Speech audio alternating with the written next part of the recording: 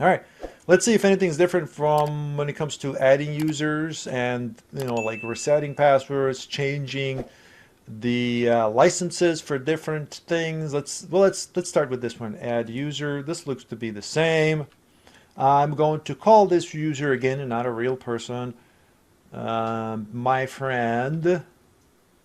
Let's do Samantha Rogers. Display name. This is how they show up.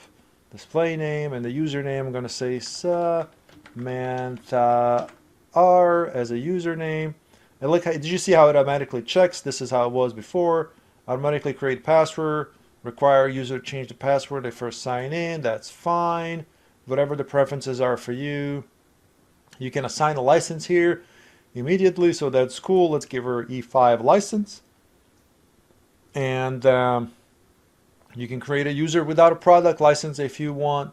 If if you have a process where, let's say, the manager for Samantha needs to request formally a license, and they are paid licenses, obviously, and we have 25. We have 5 available out of 25 licenses.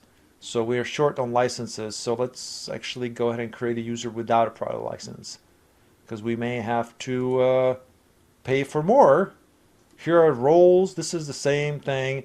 If they are, let's say, working in IT, or you want to give them some other privileges, you can do it here.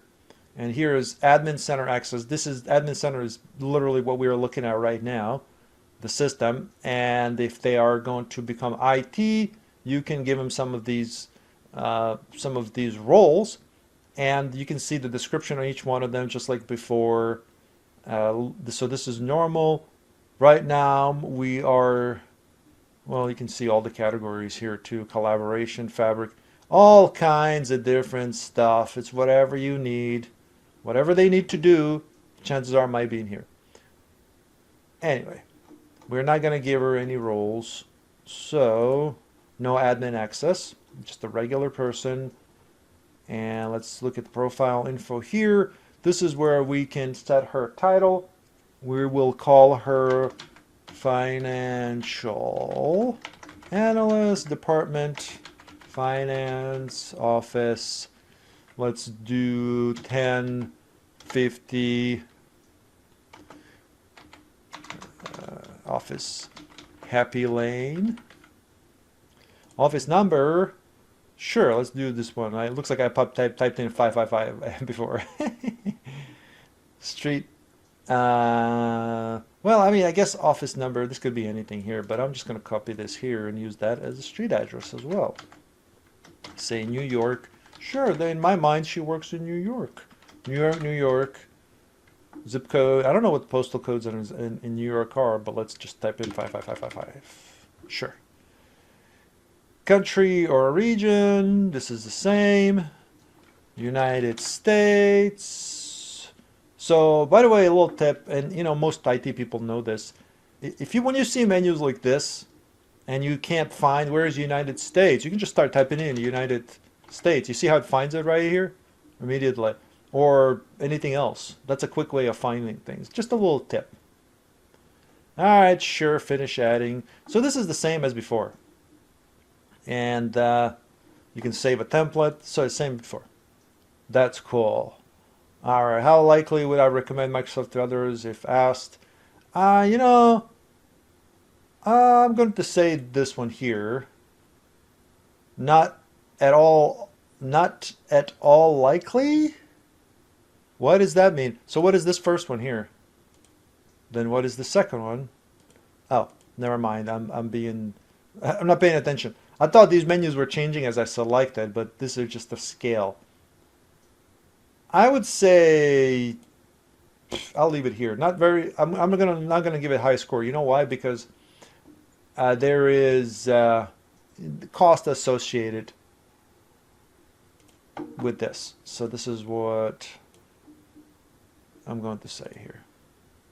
And the fact that it's all cloud-based, if it goes down, and we've seen this happen, it has gone down before.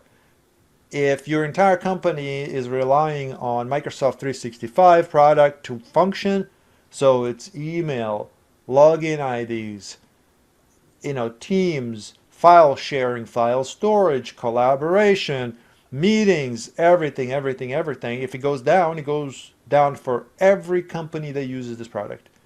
It's a really good product, but these are the downsides of any cloud-based, stuff.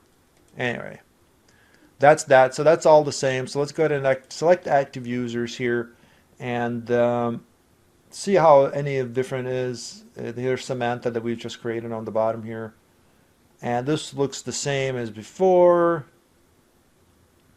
We can we can manage multi-factor authentication here. Let's go ahead and do that. So if you want to change that, and it goes to Microsoft Entra, and instead of Azure, it used to be called Azure AD. Now it's called Microsoft Entra, and it says here multi-factor authentication required. All users are required to use multi-factor access Entra admin center beginning. Okay, yeah, sure, whatever. I have that. That's for admins. And let's see if we can enable or even reset her multi-factor authentication. This is something you have to do when sometimes people switch devices, and let's say you have a Microsoft Authenticator or some kind of other authenticator, but let's say it's all Microsoft Authenticator on your phone. Like you go to the App Store, you download it, you install it, and sometimes you have to, like, your phone breaks and you don't have access to it. You have to go in here and reset it sometimes, not all the time, for the user. And the reason being is whether they set up another way to verify the two-factor authentication. So it's not just the password, but they need to verify a code or whatever else. There are many ways you can do this. But in this case, you may have to go in and reset or even enable or disable the multi-factor. Here is Samantha here, and it says here it's disabled. You can see on the bottom here. So we have her checked, and now we will select enable multi-factor authentication. This will enable it for her, and then she will be required to set it up next time she logs in. By default, I believe you have 14 days. By default, it's enabled. So, well, enable. By default, it forces you to change and set up multi-factor authentication within 14 days of your account creation. Or is it first login? I want to say your account creation. So this will get enabled anyways for the people that log in at some point. But now Samantha's is enabled. Well, it hasn't refreshed here. Let's do a refresh. And should say enabled for her, and there it is. We won't know whether she set it up, at least not that I remember. But here's a enforce. You can enforce multi-factor immediately, and here's well, obviously you can disable it. So let's do enforce. Let's see what happens. Again, it's been a while, so after multi-factor authentication is enforced, user will need to create an app password to use a non-browser application such as Outlook or a link. You can actually link. So this is old. I don't know why this is here. Link is basically Skype. So Skype, this is no longer. I don't use Skype. It's just old and outdated. Don't use this. This is old information. This is something they need to update. Same thing with Outlook. Outlook used to have a way to have these a way to authenticate instead of authenticator. Don't use these. Don't use these. This is just my opinion because I'm pretty sure they're completely outdated. Nobody's using it. And so I will leave this here and disabled. Let's see here, user multi-factor settings. So you can set it up so it requires select user, provide contact method again, delete all existing passwords generated by selected users. So this is something you can do to help them get access again. Okay, so yeah, this is just troubleshooting. This was here before, I'm pretty sure. And let's just kind of leave it at that. Let's look at just a regular view of users here and see what it shows up as different options. You can see these are all these are all users that you see that are created for the lab, for the developers lab that we have. Here's Samantha Rogers. We can see that she hasn't set up her picture, if you will, her snapshot. thumbnail? I don't know, whatever you want to call it. But we can also look her MFA in here and the devices that she's using. So if I select devices here, well, here, before we skip, let's look at authentication methods here. And if she had set up her phone as an authentication method, it would show up in here. And it says here, no non-usable methods. It's not set up yet. She didn't do it. So if I select add authentication method, then we can add her phone number, her email, or temporary access pass as well. So this is one way to actually reset them as well. And of course you can reset their password, but if the multi-factor is what's holding them back, you can do it here manually. And if you do, obviously, if you select email, it says add an email address that allow them to receive one-time code, then this is what they will do. And you can add their personal email address, which is fine as long as you know it's them, right? So that way you have to make sure that's them. And so you're not sending it to a scammer or somebody who's trying to hack the system. And you can use their phone number, which will also send them a password reset and whatnot. And if you select devices, so circling back to that, if she has computers or phone that's used for multi-factor, it would also show up in here. And then if you select licenses, you could see any license that are assigned to her. Right now we haven't assigned any. And before you could do it through here where you can assign licenses. And it doesn't look like you can do it here, at least from here, from this point. Let's do overview. Licenses. You can also here revoke sessions if they have any issues with here. I didn't add this. I did not edit this part at all. But it all ties in. But it sounds like, oh, switching topic, he must have cut it out. No, I didn't. You can revoke their sessions. Basically, this would sign them out of every computer. This will revoke, requiring the user to resign from all devices. This is something you have to do if they changed password, but they changed the password, but they're getting locked out, and but what's happening sometimes is that they're logged in on another device using the old password. And that old password is trying to re-authenticate sometimes, and it can cause them to lock out. So if they're calling in, my password doesn't work, I would revoke their sessions to basically kick them out of other devices. Here's licenses here, and adding, removing. So it's only available, it does say here, I don't know why I didn't see this here. It's only available through the Microsoft Admin Center. And it used to be in here where you could do it. So that's interesting. And we got other things here that are audit logs, sign-in logs. It's just logs of activity of the sign-ins and, kind of self-explanatory. What is this? Diagnose and solve problems. I don't remember if this was here before, but new support request. Okay, so I wonder if this works well. Diagnose SSO problems. Let's see what happens here. Are you trying to troubleshoot? Oh, okay, this is interesting. This troubleshooter will guide you to resolve SSO problem. So SSO, if you're not familiar, means single sign-on. That means like using a same login ID and password for multiple applications. And looks like you can do some troubleshooting. Oh, okay. This is interesting. Registration type, Microsoft. Okay. Okay, so it gives you some options here. That's cool. I don't remember this, honestly. I really don't remember this being here before, but it's cool that it's there. Let's go back to her. So again, we can see assigned roles. We haven't assigned any, but can we add active assignment? There's nothing. Let's see eligible assignments. No results. So I wonder what this is here. I don't remember seeing this here before either. Expired, eligible assignments. I wonder if you give them some kind of a role at first and then you can add additional roles. I'm assuming that's what that is. So I'm just kind of using logic here. We got groups that she is part of, and I don't remember adding her to a group, but she is assigned this group. So what is this group? This is just a global group, MSFT. This is a global group that everybody gets assigned to. And if we wanted to add her to more groups, we can, or we can delete her out of that group.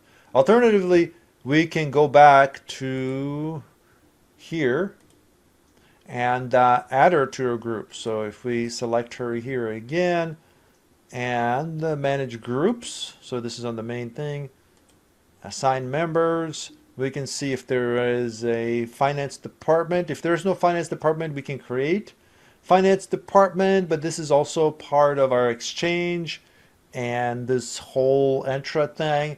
And actually it's pretty cool how it kind of comes out. Now let me know in the comments if you want to see those videos where you create entire teams and how all of this works. But for now, we can, assign her to, let's say, sales and marketing for now. So that way she can be part of something.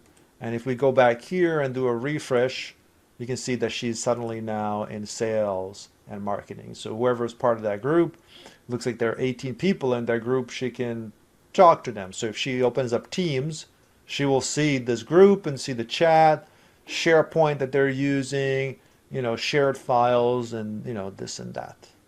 All right. So that's cool. Applications. So she doesn't have any applications that are, inherited or, user consented assignments shown, search by any, okay, whatever. That's boring stuff. So yeah, that's cool. Azure role assignments. I wonder how, I like how they keep calling it Azure role assignment. This is what's happening with Microsoft, and I've seen this before too, where they don't really, they make these big changes, but there's some metadata they haven't changed. Metadata is basically just renaming things. Why is this still called Azure when this thing has changed the name to Entra? So why don't you go through and change all of these things? By the way, I just noticed this. There's a Copilot. If you like AI stuff, a lot of people on my channel do not like AI, which is fine. I get that. But in my opinion, you should use AI to your advantage as a tool and not worried about what AI is going to do when it comes to employment. So you got to learn how to adapt, just like everybody else. All right. So under users, while we're here, you can see deleted users if there are any, and password resets. Okay. All right. I think this video has gone long enough for now.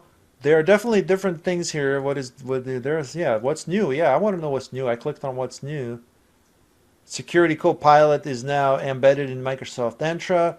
Was not aware of that. Security Copilot, isn't that the AI stuff? Support for devices bound, passkeys, Microsoft Authenticator for iOS and Android. Okay, MFA enforcement on, okay, yeah, this is just the notifications of things that are happening. Azure update graph is getting retired. Okay, so there are plenty of stuff in here, and we can continue this type of these type of videos in the same style if you'd like. You just gotta let me know in the comments below. Today's scenario, we have here Adele Vance. She is our new employee. She will be working remotely. So for those reasons, since she is many, many miles away, very long distance away, we will just send her a computer. But guess what? We no longer have to have physical access to the computer that we need to, for example, image, install all the applications she will need, any of that stuff. We no longer have to do any of that. With Autopilot, we can set it up so that we can simply just order a brand new computer from a vendor that your company may be working with. And that vendor can set up, for example, I want to say it's called pre-deployment of the device itself. What that does, it just saves a few clicks for the user once they've received the computer. But the vendor can send that computer directly to Adele. She can set it up at home. She can call help desk for assistance, and then help desk can help her set up whatever is the needs to be, connecting, how to connect everything else to the computer, monitor, keyboard, mice, camera, and etc. Now, you can also buy any computer and also send it to her, and you can still manage that computer. The way it's done is by giving her a cloud-based access. In this sense, it has to be Microsoft 365 login ID and password, in which case we are using her email address to log into the computer once she receives it. So let me kind of show you what it looks like. This is what happens when a fresh install, a clean install of Windows 11 operating system is installed.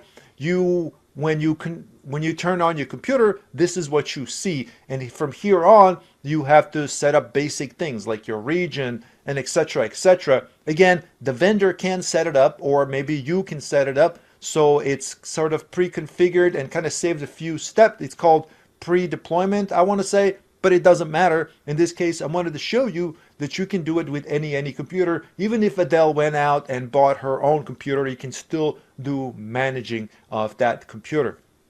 So we'll get back to this here once we set up some things within Intune. But again, to start with, she needs her email address, she needs her password so she can log into the computer. And once she logs in, our company, or Intune, if you will take control of it. And now we can start to control installing of the applications, configuration, and etc. Many other things. And it's actually very simple to set up within Intune.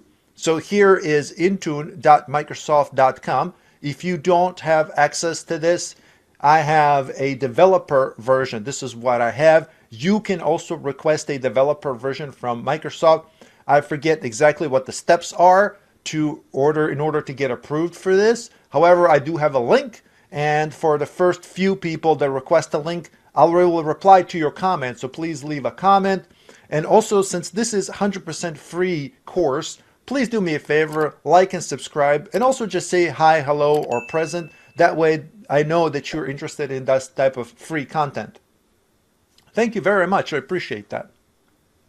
So here it is, intune.microsoft.com. So if we select home here, this is what it looks like, but I just kind of wanted you to see what happens when you go through these menus. So dashboard, this is what you get. You get some overview, and you can monitor the life and health of all the devices that you are controlling.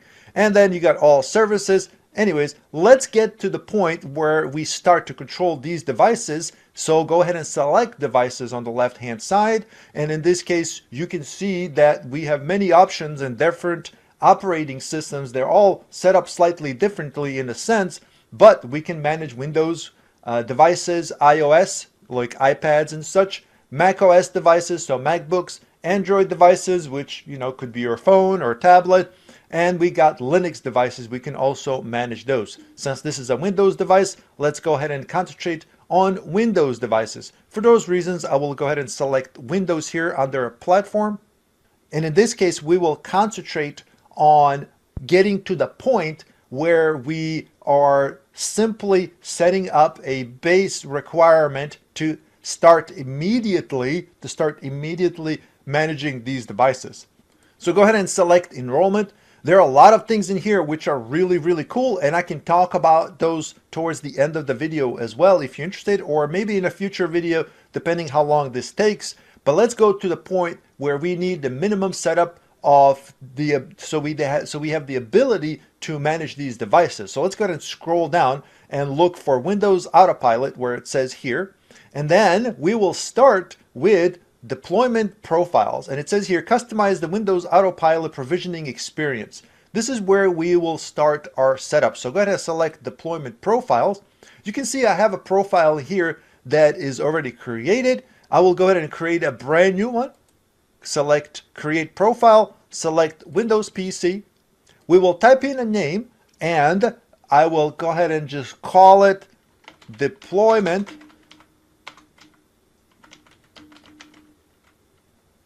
for new users.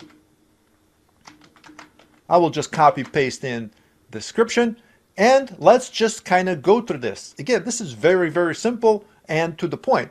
So it says here convert all targeted devices to Autopilot. I will go ahead and say yes. And it says by default this profile can be applied to Autopilot's devices synced from Autopilot services. That's perfectly fine. Select next on the bottom. Here are some options that we have. We got deployment mode. And if I read the description here, it says deployment mode controls if a user needs to provide credentials in order to provision this device. And in this case, yes, we do. And in that case, and in this case, it's also her login ID or password. In this case, the login ID is the email address. So she will type in her email address followed by the password. And then it says here, gives you a description of two options that we have. First one is user driven. And you can see the user driven says here, devices are associated with the user enrolling the device and user credentials are required to provide the device. So this is something we already talked about. And then there is self-deploying, and this is something that's in a preview. Devices are not associated with the user enrolling the device and user credentials are not required to provision this device. We will leave it at user driven because this is the one that we've just kind of described in the sense that we are going to have her log in to the computer before there is any other account used aside from that. So that will be her main way of logging in, which is that email address and a login ID. And here it says join to Microsoft Entra ID as, and then it says here specify how device joins Active Directory in your organization. It says here Microsoft Entra joined.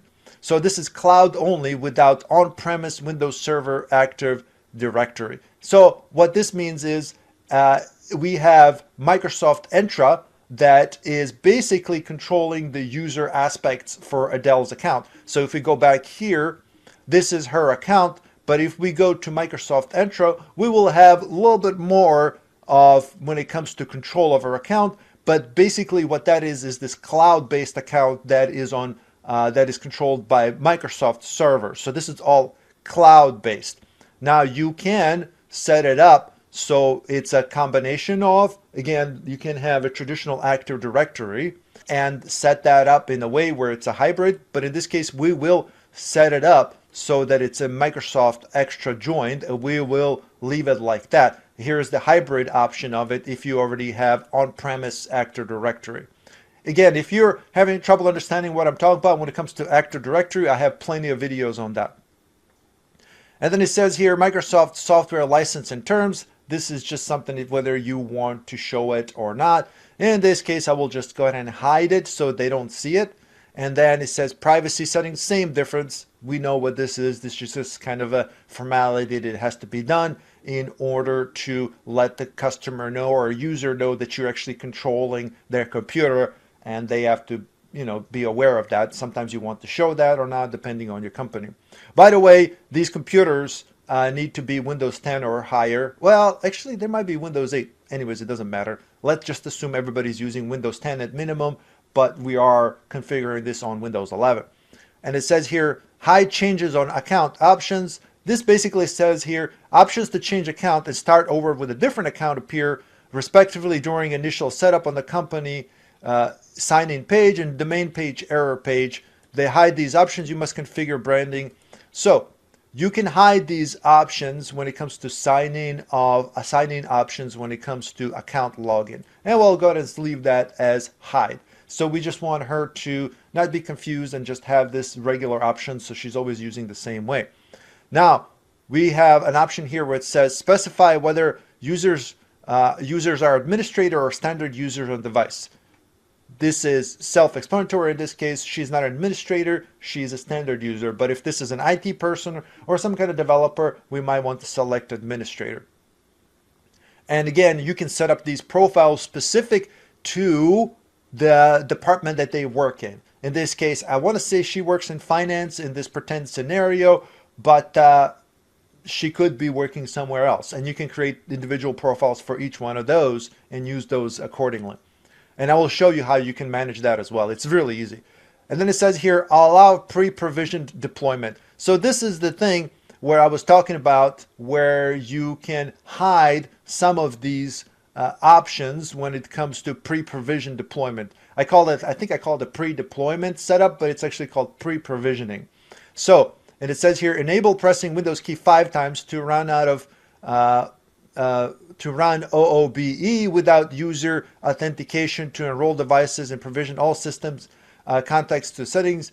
So this is basically if you're going to do some pre-provisioning, and that's fine. In this case, I will go ahead and leave it to no because I want you to see what the other steps are typically that you would normally go to. Otherwise, if you set this up and if you press Windows key 5 times, it will just kind of skip and get to a point where you would just log in. That's all.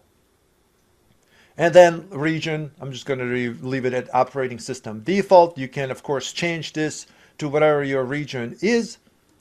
So here is where we decide who or which groups we will manage and specifically control when it comes to managing of those computers that they use. And we can specify literally one group of people. And we talked about Adele working in finance. We can certainly do that. And I encourage you to actually do that if those people have specific settings that you want to apply them to their computer as well, or specific applications, etc., etc., etc.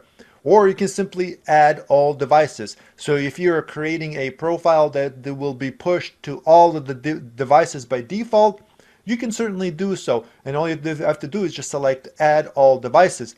In this case, I actually want to be very specific. So I will go ahead and select add groups. And here is finance group that shows up.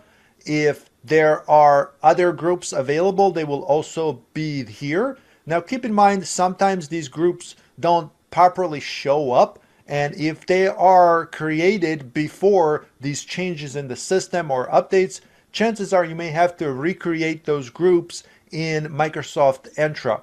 This is formerly known Microsoft Azure AD. So you have to go with, this is Microsoft Extra Admin, and then you would have to go in and create a new group that is Microsoft Entra assignable. So in this case, again, it's there, not to confuse you. We found her group, she's in there, and only people that are part of this group, part of finance group, will get these profile settings applied to their computers. And you can also exclude groups, and if you can, try not to do this where you have to exclude them, because sometimes people will be members of multiple groups, this and that, and hopefully you don't have to do this. I recommend that you keep it as simple as possible. All right, now we know that this is only going to apply people who are from that group. So it's user-based assignment of the Autopilot. All right, this is just kind of overview of what we have set up. Go ahead and select create. And it's created successfully. All right, so here is where we were earlier when it comes to deploying and creating or creating deployment profiles. And we have done so. Here it is, deployment profiles. We have done so. We have other things here. For example, Intune connector for Active Directory. This is for the hybrid setup. So if you already have a typical, which chances are you already have Active Directory, that's a classic one, you can set up Intune connector for this. Again, this could be done in a future video. We're just going to keep rolling in this so we can continue with our setup. The next part here is configuration. It says manage devices. So this is for configuration. The first thing we did was just enrollment. We have some things in here that I've already created, but let's go ahead and specify a new configuration policy. So let's go ahead and select create new policy. We've got different platforms here, and if you want to manage Windows 8 for some reason, we'll go ahead and select Windows 10 or later. So these are the operating systems that we will manage. You got three different options when it comes to profile types. You got settings catalog, properties catalog, and templates catalog. So let's go ahead and see what happens with settings catalog. Basically, it tells you here, start from scratch and select the settings you want from the library of available settings. For properties catalog, start from scratch and select the properties you want from the library of available inventory properties. And then you've got templates. Here you can specify which template you want to use, and it says here templates contain groups of settings organized by functionality, and it says here use a template when you don't want to build a policy manually or configure devices to access corporate networks such as configuration of Wi-Fi or VPN. So these are the basic templates that you can quickly choose to kind of do some configuration and control of the device. Of course, for your organization, you can go ahead and select any of these other ones to specify and very kind of get into details of what you want to control, which is perfectly fine. But for the video of this, for continuation of this video, we'll go ahead and select just one of the templates just to give you an example of what can be controlled. What would we typically manage here? We can manage email, let's see what this is about. Configure email server communication, or there are other built-in email settings. You can certainly do that. If you want to specify the email settings, like say email is using a different server for some reason. You can do endpoint protection. Let's see what else. We can set up VPN or Wi-Fi. Let's go ahead and set up VPN and see what happens here. Name, VPN, setup. We may not have all of this information because we don't have VPN configured per se. And it says here, use this VPN profile with user devices and scope. I'll go ahead and select users because we want it to be user-based, not necessarily device-based, because in case somebody else gets a hold of the device, they will have VPN access. So we'll go to make it user-based. Connection type, and these are options of type of VPN you have. It says this is the type of VPN server user in your company. And for example, we've got Cisco AnyConnect, we got Pulse Secure, any of these, and we can set up even automatic, which is a native type. These are all options that you have. So let's in this case pretend that we have Pulse Secure. Why not? Here we can set up some settings, and here is connection name, and these are all things you can set up. Now obviously I don't have a setup VPN because this is not something that I'm doing at my company. This is just for the video. But whatever the settings are for your VPN, this is the information that you would need. For example, description, and obviously VPN server address, and you would have all of this information to set up specific to your company. So in this case, if you want to set up VPN automatically, which is fine, you can certainly do so. Again, you saw that there are other options. Let's just do one more real quick. Windows 11, profile type template, just to give you an idea of what else you can set up. Here is device restrictions. Let's go ahead and talk about device restrictions. All right, restrictions. Next, you can restrict all kinds of things here. And I suspect this is where you would spend a lot of time. So if you want to put restrictions on App Store, you can block the App Store, block App Store.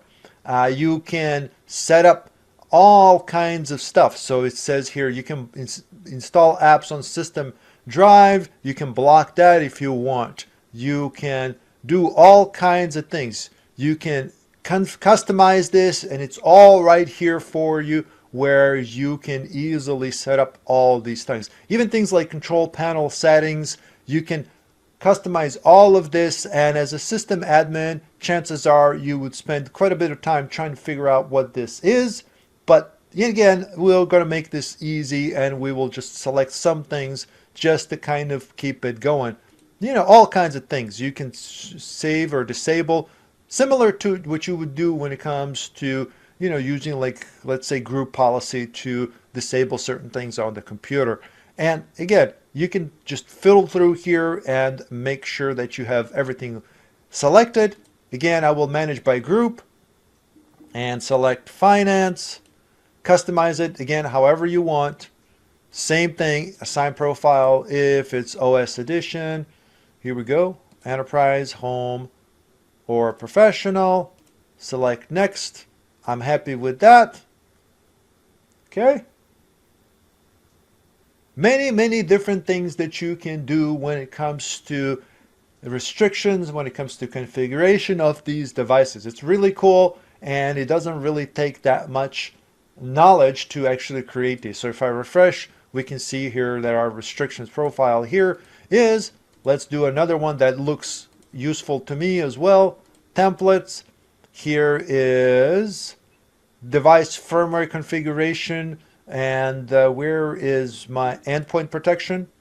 Here is endpoint protection, so which is endpoint protection, which is typically our antivirus, which is Windows Defender stuff, Microsoft Defender, and you can set this up however you want. You can, Windows encryption, all kinds of stuff. You can set all of this up, and you can set it up so that you can require encryption of the device, which, yeah, sure, why not, right? and all of these other things that are useful to IT people or admins, if you will. All right. Same type of deal. OS Edition, Home, Professional. All right. So that's the gist of it, right? When it comes to configuration. Next thing here is compliance. This is a way to make sure that the computer is compliant, and some things that pertain to this, for example, is BitLocker. You can say that you can see that I've got a couple of things in here. For example, this one is called BitLocker, and this one is set up so that it will monitor and make sure that the computer has BitLocker enabled. So to create this policy, again, it's right under configuration, compliance, select create policy, select platform Windows 10. It's very similar to what we've done previously for the configuration. And I will call it enforce BitLocker.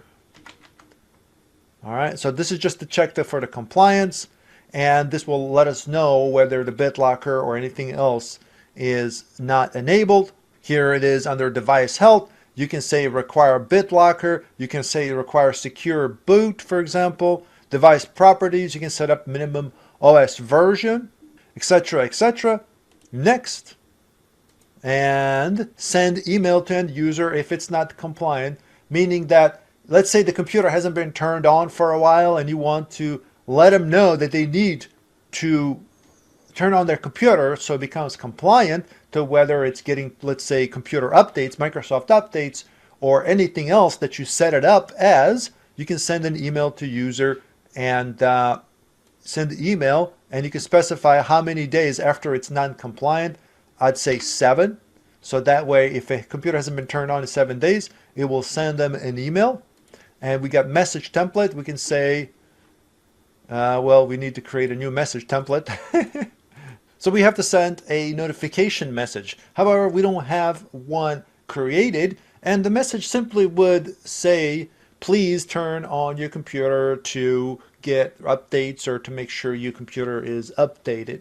And we can simply create this from the compliance section here.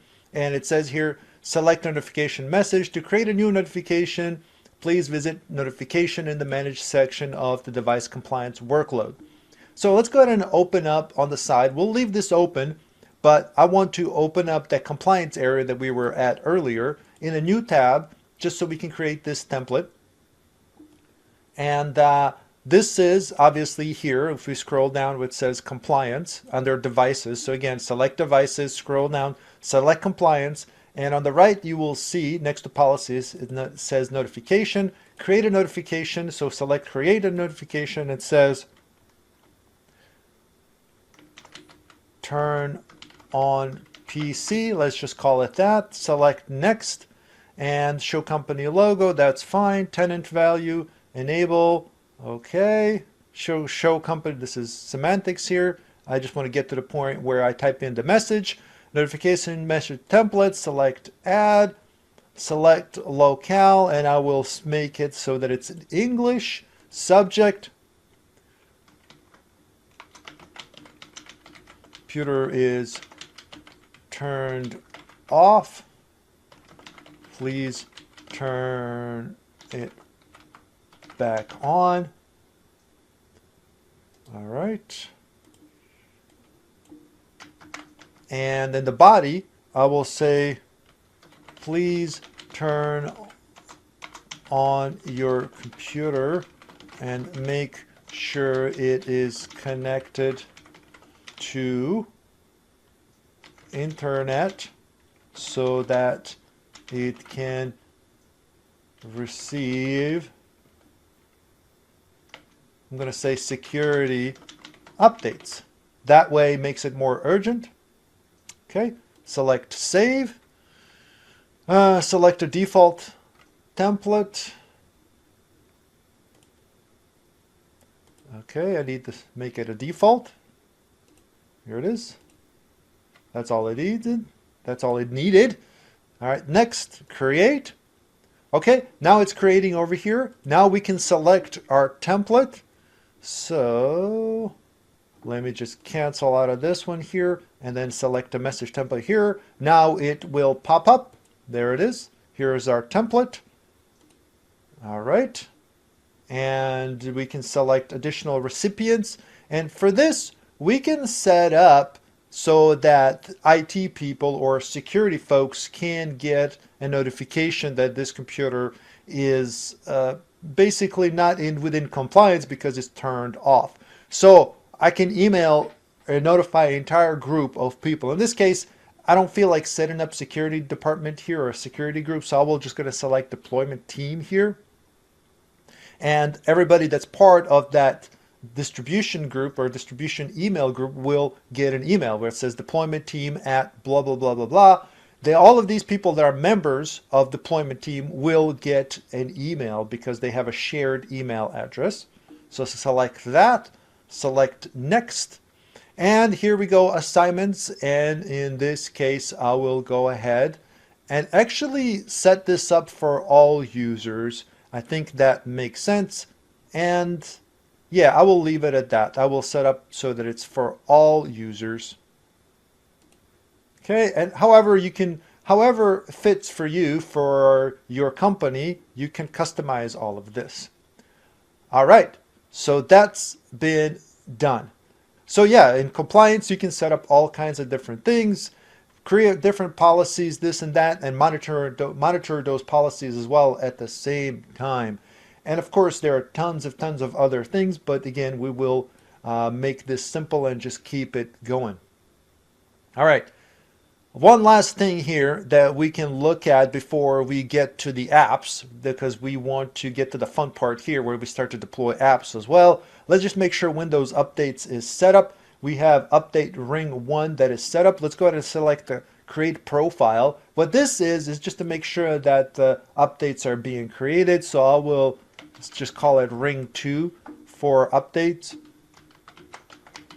And the point of rings is that if you want to deploy updates at different intervals to different users, this is why you would create multiple rings. So let's say new update comes out today. Well, I don't necessarily want everybody to get this update. I want to test this update first.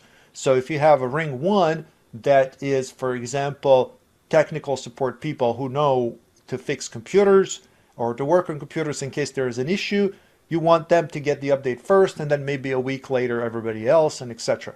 However you want to set it up. So for this ring 2, it says Microsoft product updates. I'm going to say allow. Windows drivers allow. However, I want to defer it, and it says quality updates deferral period. This is for quality updates and feature updates. I can defer those, let's say 7 days, and feature updates to 10 days. And it says here, upgrade Windows 10 devices to the latest Windows 11 release. If this is what you want to do for this specific ring, again, keep in mind, you can just do this per department basis. Let's say you want to update finance department from Windows 10 to Windows 11. You can certainly set this up and say, yeah, sure. So I will go ahead and say this. And I will go ahead and say this just in case there are Windows 10 computers out there. And it says here, by selecting this option, you're agreeing that when applying this operating system to a device, either one, following the terms of use for Microsoft. And it says set feature update uninstall period. I'm going to leave it at 10 days. That's fine. And pre-release builds. No, I'm going to leave this here fine. This is default. This is if you want somebody to preview, test different releases of Windows. Auto install at maintenance time. You can specify this. I will go ahead and say auto install and the restart at maintenance time, whatever the maintenance time is. And I will set maintenance time to be from 12 a.m. to, I'm sorry, this is to suppress when, because I don't want these to happen while person is working. I will adjust this from 6 a.m. to 7 p.m. because some people work late. So this is the range of the time where I don't want these updates to install. So between 6 a.m. and 7 p.m. I don't want these updates to install because I don't want them to interrupt the work.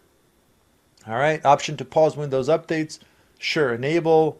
Sometimes you want to disable this if some computers are, or some people are constantly postponing it. So I will, I will actually go ahead and disable it now. Okay, that's fine. Change notifications, update level, use default Windows up, that's fine. Deadline settings, I will leave this off. Again, you can customize this however you want. I will select for this one. I will add, again, we talked about finance department, because right now I just want to make sure all finance departments get Windows 11 update, assuming their computers are compatible. And that is that. Okay. All right, that's done. Let's go ahead and set up our apps for deployment. So if we select apps under devices, we can see all the apps that are in here. And again, we are working with Windows updates. Right now, I have Microsoft apps set up to install automatically on Windows 10 and later. You see the theme here. It's very simple. The way to set up things, the menus, the way they look, they're all simple. It's very easy. So let's go and select a new one just to show you how it's done. We can, let's say, do Microsoft Edge here, and then we can install Microsoft Edge. But you can see here that you can customize some things. For example, web application, and you can say, I want to just create a web application link that will be pushed to my computer. You can do store apps. Sorry, I'm jumping around a little bit. So it's store apps if you want to install a new store app. Microsoft 365 apps. We already have set this up. Excuse me. Line of business apps and Windows apps. So regular apps. Let's say you want to install Chrome. You can do this. All of this type of stuff is kind of self-explanatory when it comes to configuring. So let's just do Edge real quick. Select Edge, and then we'll go to regular apps as well. And basically, it tells you here what Microsoft Edge does. This is kind of pre-set up, and it's simple enough. You just kind of select Next, and channel type, if it what kind of a application it is, and you say you install the stable version rather than beta or developer version. And here's a logo that you can set up, and you can set up language that's used. You know, if it's other than English, you can change that. Assignment, I will say all users can have Edge. Go ahead and select Next. Very straightforward. So this one is kind of filled out, but you can actually go through and set up a logo. So let's go ahead and do that as well with a custom app that we will set up here. All right, so this has taken a while. I'm not sure why. There is some kind of a thing going on here. Anyways, let's go ahead and create a new app. This might error out the one we just did because there's some kind of lag going on. So let's set up a regular applications here. We have Windows app. So let's go ahead and select Windows app, Win32 based type of application. Select Next and select app package. So we need to select our app package. Now keep in mind, this package needs to be in Intune type of format so that Intune can handle it. You can see here, if I select over an app file type, it says a file that contains your app in a format that can be side-loaded on a device. And then it says valid package type is dot Intune win, W-I-N. So let's say in this case, and let me show you a file that I already have available here. This is Chrome.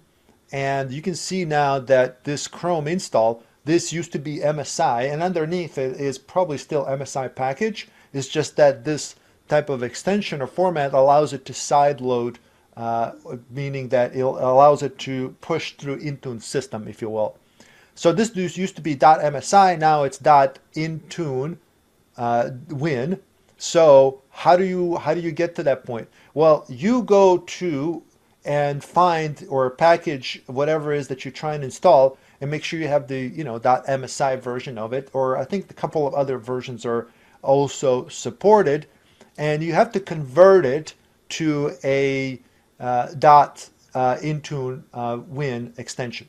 So in order to do that, you would get the package, and in this case, let me just minimize this here. I have it downloaded here, and it's program called, and this is all provided from Microsoft. So you will need Intune, what is called Intune Win. It's called Intune Win App Utility.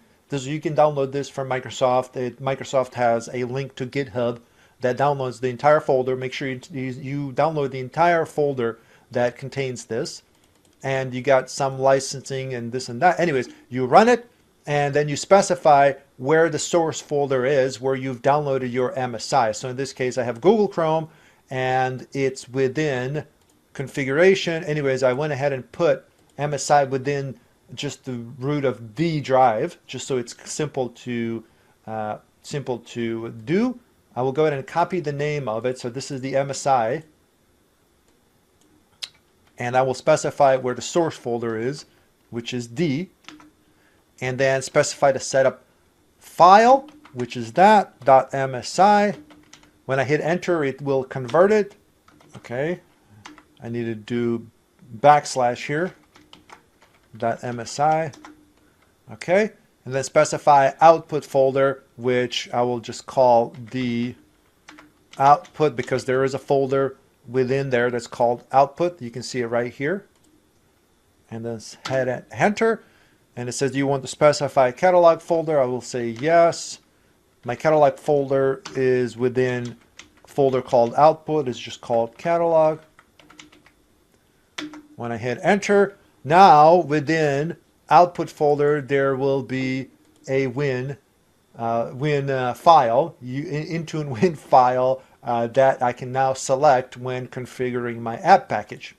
Okay, now if I go in here, here's my Intune. Of course, I navigate to it where it's at, select OK, and you can name it if you want. By default, it just kind of populates everything for you, which is nice because it can read the MSI that's within there. And if you're happy with all the settings there that are here, you can select category. I will go ahead and say productivity apps, just to label it. Show this app is featured in the company portal. Not necessarily. That's fine. Here is a logo. We can set up a logo image here. And for this, I will just go ahead and navigate to where I've downloaded my bundle from Google Chrome. Here's configuration. Here's installers. I think within configuration, examples, there should be an icon here for Chrome somewhere. I don't know. There is an icon here somewhere for Chrome. But anyways, you can find the icon that is for it. Make sure it's selected. Select next. Oh, publisher name. I need to type in publisher name. Sorry, I went ahead and missed that. Select next.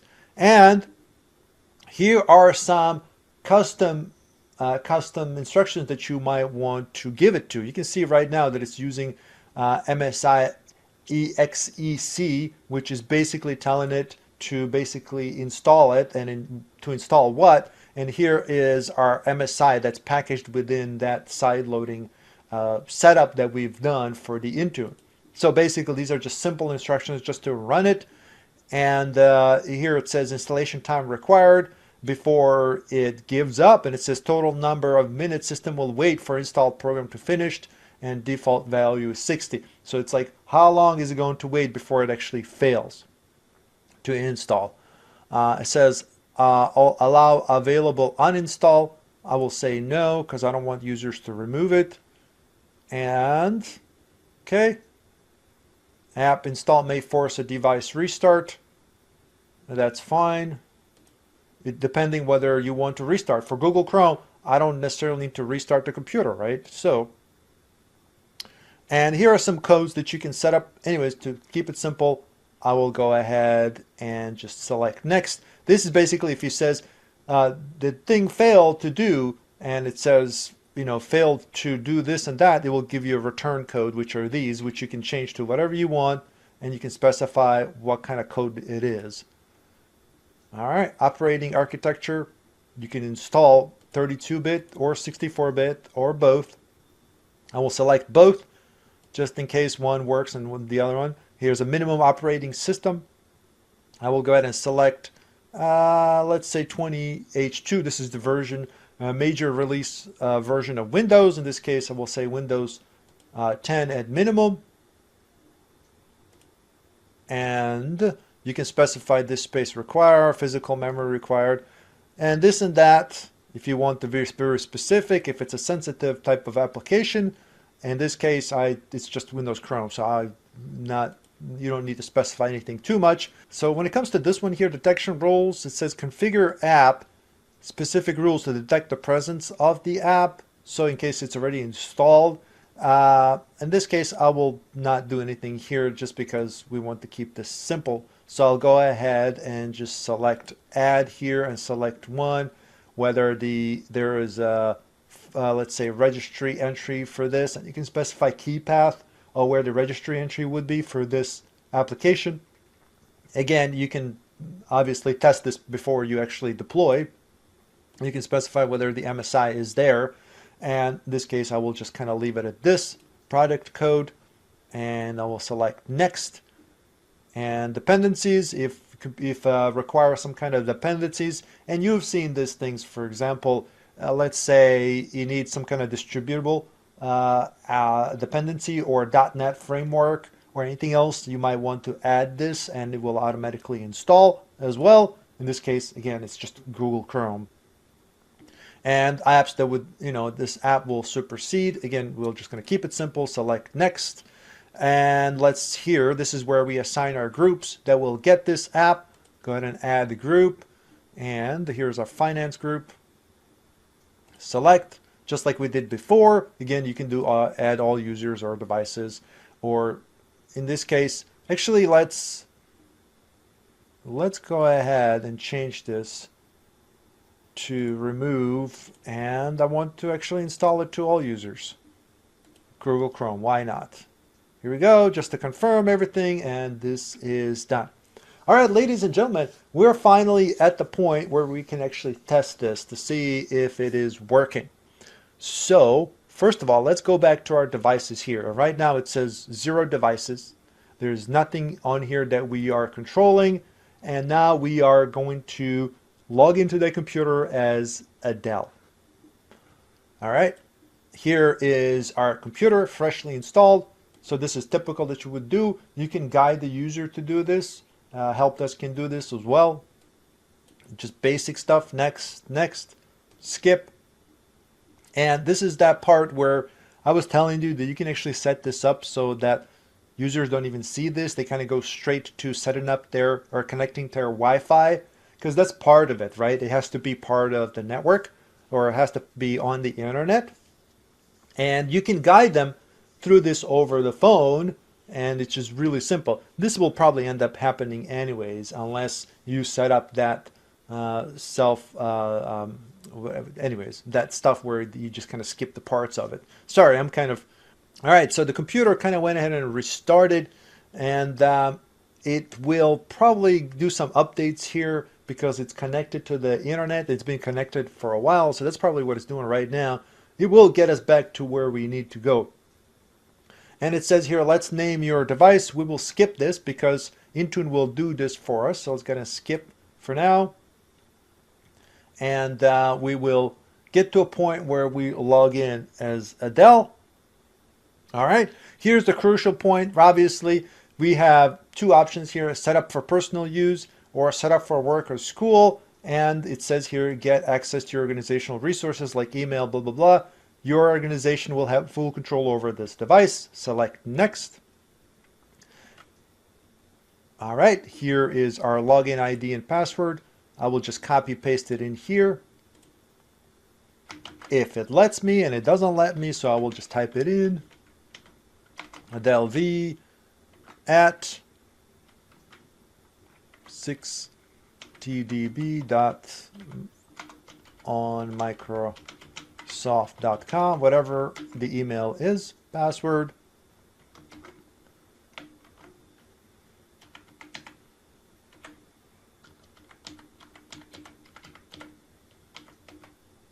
Oh, I messed up something.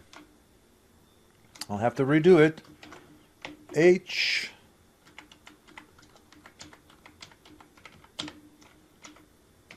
okay, sign in. Here's where the magic happens, or at least part of it. This is where your device will be set up by by Intune. Intune will start to control immediately, and it will start to install all of those devices. It will start to apply those configuration settings. It will start to monitor the computer for compliance. Everything that you've set up, it will start to do. And it kind of goes to show how really simple this is to get going. You saw it within however long this video is, maybe an hour or so. You can do this on your own as well. You can get this going and start to manage.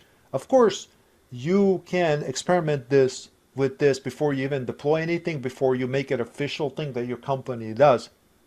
Again, you can set this up so the user doesn't see any of this. In this case, I will go ahead and leave this where you can find the location and find my device. And I will disable some of this stuff here that I don't want. Okay, click accept. And yeah, it's coming. It's the typical thing that you would see when you buy a new computer and you log into it, except now Intune is going to start to take over and control every aspect of this computer. Here it comes. It's creating a local profile as well for Adele. We'll see how that looks like. It will basically be just Microsoft quote unquote type of login ID and password. And at some point she can also set up a PIN to make it easier to log in instead of having to type in the password and all that. And it says here, use Windows Hello with your account. Your organization requires you to set up work school account with Hello face fingerprint or PIN. So this is that additional security that you can do as a company that will help you secure your computer on top of the password that you may have to use, or you can use the PIN instead of the password. All right. And you can also use it so that it recognizes your face, right? If there is a webcam on this device. And in this case, you need to have a two-factor setup. Adele will have to have this set up on her computer, on her phone. Right now I'm typing in the password on my phone here on behalf of Adele, and will let us proceed. So that's a two-factor. Here we can set up a PIN, which could just be a password. These are things that can be customized as well. Okay, and here it is. It's happening. So here are some things that are being changed right now. You can see how these things are kind of syncing right now. This is Intune working right away. Here you see that Adele is logged in as herself. And we can see now that shortly that it will start to install Microsoft Office, all these things that are being managed by the company itself. And it may take a few minutes for us to see the results, right? Usually this type of stuff will start to kind of be manageable and viewable within Intune, kind of where you can see it properly working within half hour within that web interface for the intune.microsoft.com. And same thing for the user. It may take a few hours for it to start to install everything depending on how fast their internet connection is. Now, part of it is to connect to Wi-Fi or to your internet in case there is no connection already available. Here you can see that I was already connected to the network. That's why it didn't ask me that, but you would have to guide them through connecting to the internet. So that's one part of it. All right. So as far as users are concerned, they can't tell the difference until some things start to populate. Things may get removed. Things will start to get added. And you can force a sync on it to make sure it kind of speeds up. Here are some things that will come up as like not in compliant. For example, remember we set up so that there is a warning if there is no BitLocker enabled. In this case, you can see there is no BitLocker enabled. If I right click and select turn on BitLocker, I have that option, right? And that's the thing here. You can set up that's where the compliance part of it comes in. This will let you know that there's no BitLocker enabled. Of course, you can manage and see the BitLocker keys once it's enabled, and it will enable. You just got to give it time because that's how it is. This is how it happens. Let's go back to our devices here, and let's do a refresh here on devices. I will go ahead and do a refresh. See if it's able to see it yet. Here it is. Here is our desktop here. It's showing up. All right, we can see that Adele is logged into it. Let's go and select the sync to kind of fast forward. It should have been already initiated automatically, but we'll go ahead and set it up. We have a last check-in time, which was literally a minute ago. So we are waiting for it to kind of sync up. Here it is. One device showed up. Okay, let's go back to our machine and see if it's starting to sync up. See if it's installing anything else.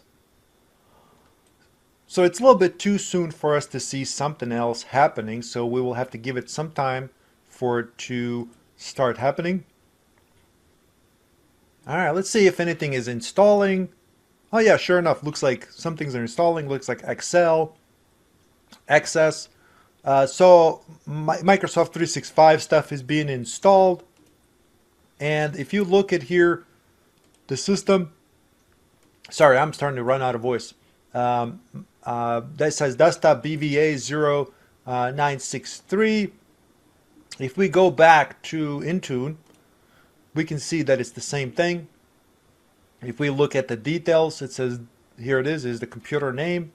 And we can see that it's Adele on here. And then we can see that it's running on a virtual box, which is where I have the machine running. And you can do a lot of things here when it comes to Resource Explorer. You can see info about the computer. You can do some management. Here's device compliance. This will tell us that it's not compliant in something, which is what we want. Here's that BitLocker thing that we've set up. Well, this one here, the one we set up earlier, but the one that we've set up here is not properly showing up. Anyways, we can look at these things and kind of see what's going on. Sorry, I'm running out of voice. My voice is like, my throat is really getting messed up. Recovery keys for any BitLockers. It hasn't been encrypted yet, but they will show up here. You can do some device diagnostics. You can see group memberships, if any. And again, it takes a while for this populate, but I'd say within 24 hours, you'll get a really good picture of what is going on. And you can do all kinds of different things. And you can here rename the device if you want as well. So many different things. You can set up to restart after rename. Sorry, I'm really like, my throat is starting to hurt because it got dry. And anyway, so these are all cool things you can do. And we can continue talking about this. You can see, Windows. Sorry, I'm running out of voice, literally. I want to show you something really cool too, as a last thing. Let's go back to the devices. Find this device. So if I select this device, I can actually retire this device. I can literally wipe it, do a full wipe of it. Of course, I can do a delete, but that kind of just removes it from within here, within Intune. But if I do a wipe, it will do a full reset of the device. And if I select wipe here, it literally tells you, are you sure you want to wipe this? And it basically resets the whole computer back to how it was. So, and you can tell it to continue doing it even if the device loses power. That means it can't be stopped. And in case this computer is being, let's say this person leaves. Let's say Adele decides to leave. You want to wipe this as soon as possible, or in case somebody steals the computer. You never know. So these are the things you can do, which I really think are really cool. All right, ladies and gentlemen, welcome back. This is a third part of our series of this training course. And if you don't mind, please do me a favor, like, subscribe, and comment on this video if possible. All of my content is free, so if you don't mind doing that, I'd really appreciate it. Okay, here we are. Back to where we stopped in the last session. Again, we have Adele Vance. She is our user. We have pretend sent her a computer that she logged into, and then we started to control that computer when it comes to configuration, the setting of it, all kinds of things and aspects of that computer in an easy way done through Intune. And here is some of the options that we have. This is the home page, but if we go back to the devices and then select Windows devices here, we will see that we have her computer listed in here. However, we do see that there is some kind of a non-compliant issue going on.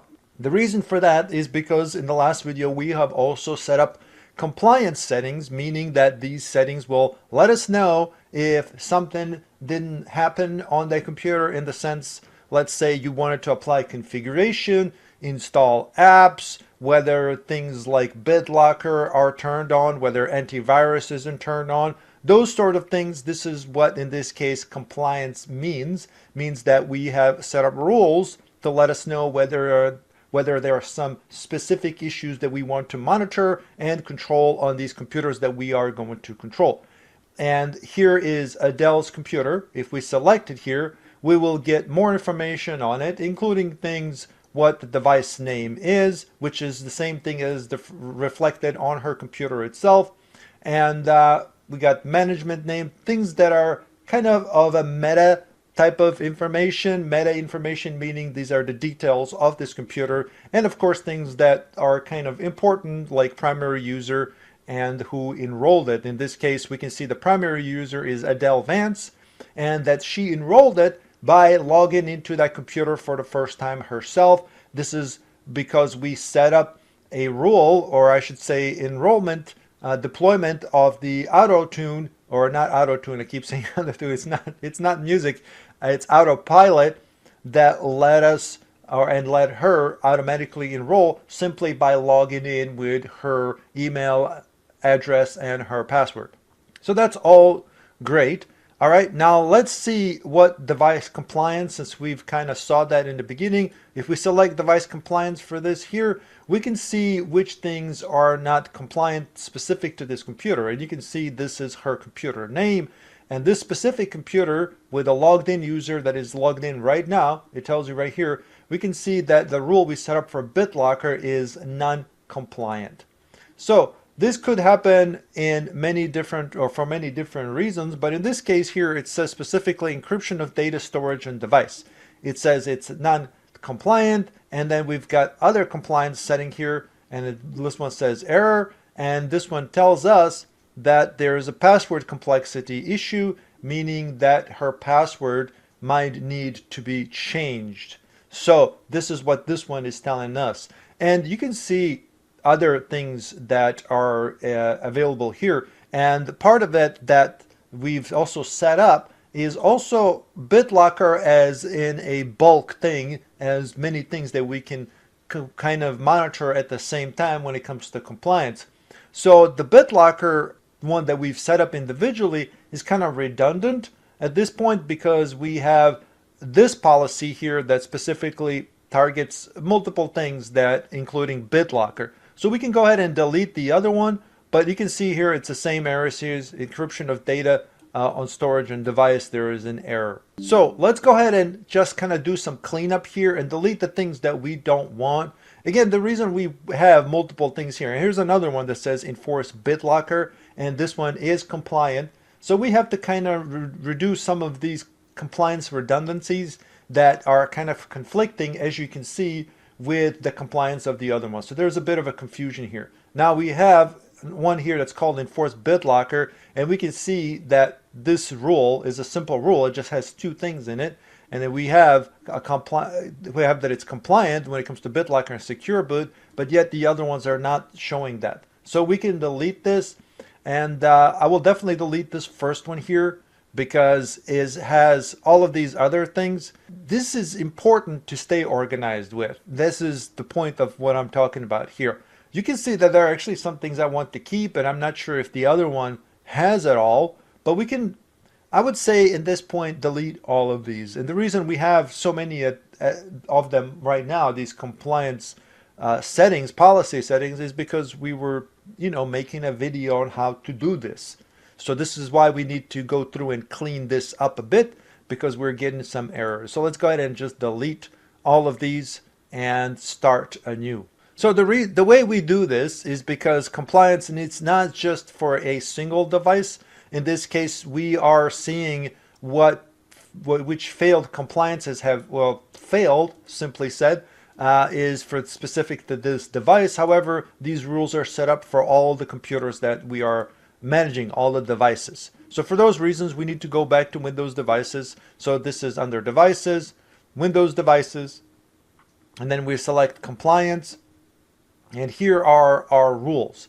Now, we can delete some of these. So let's go ahead and do that. We will delete this one here. We will see what is left over afterwards. We'll delete all of these.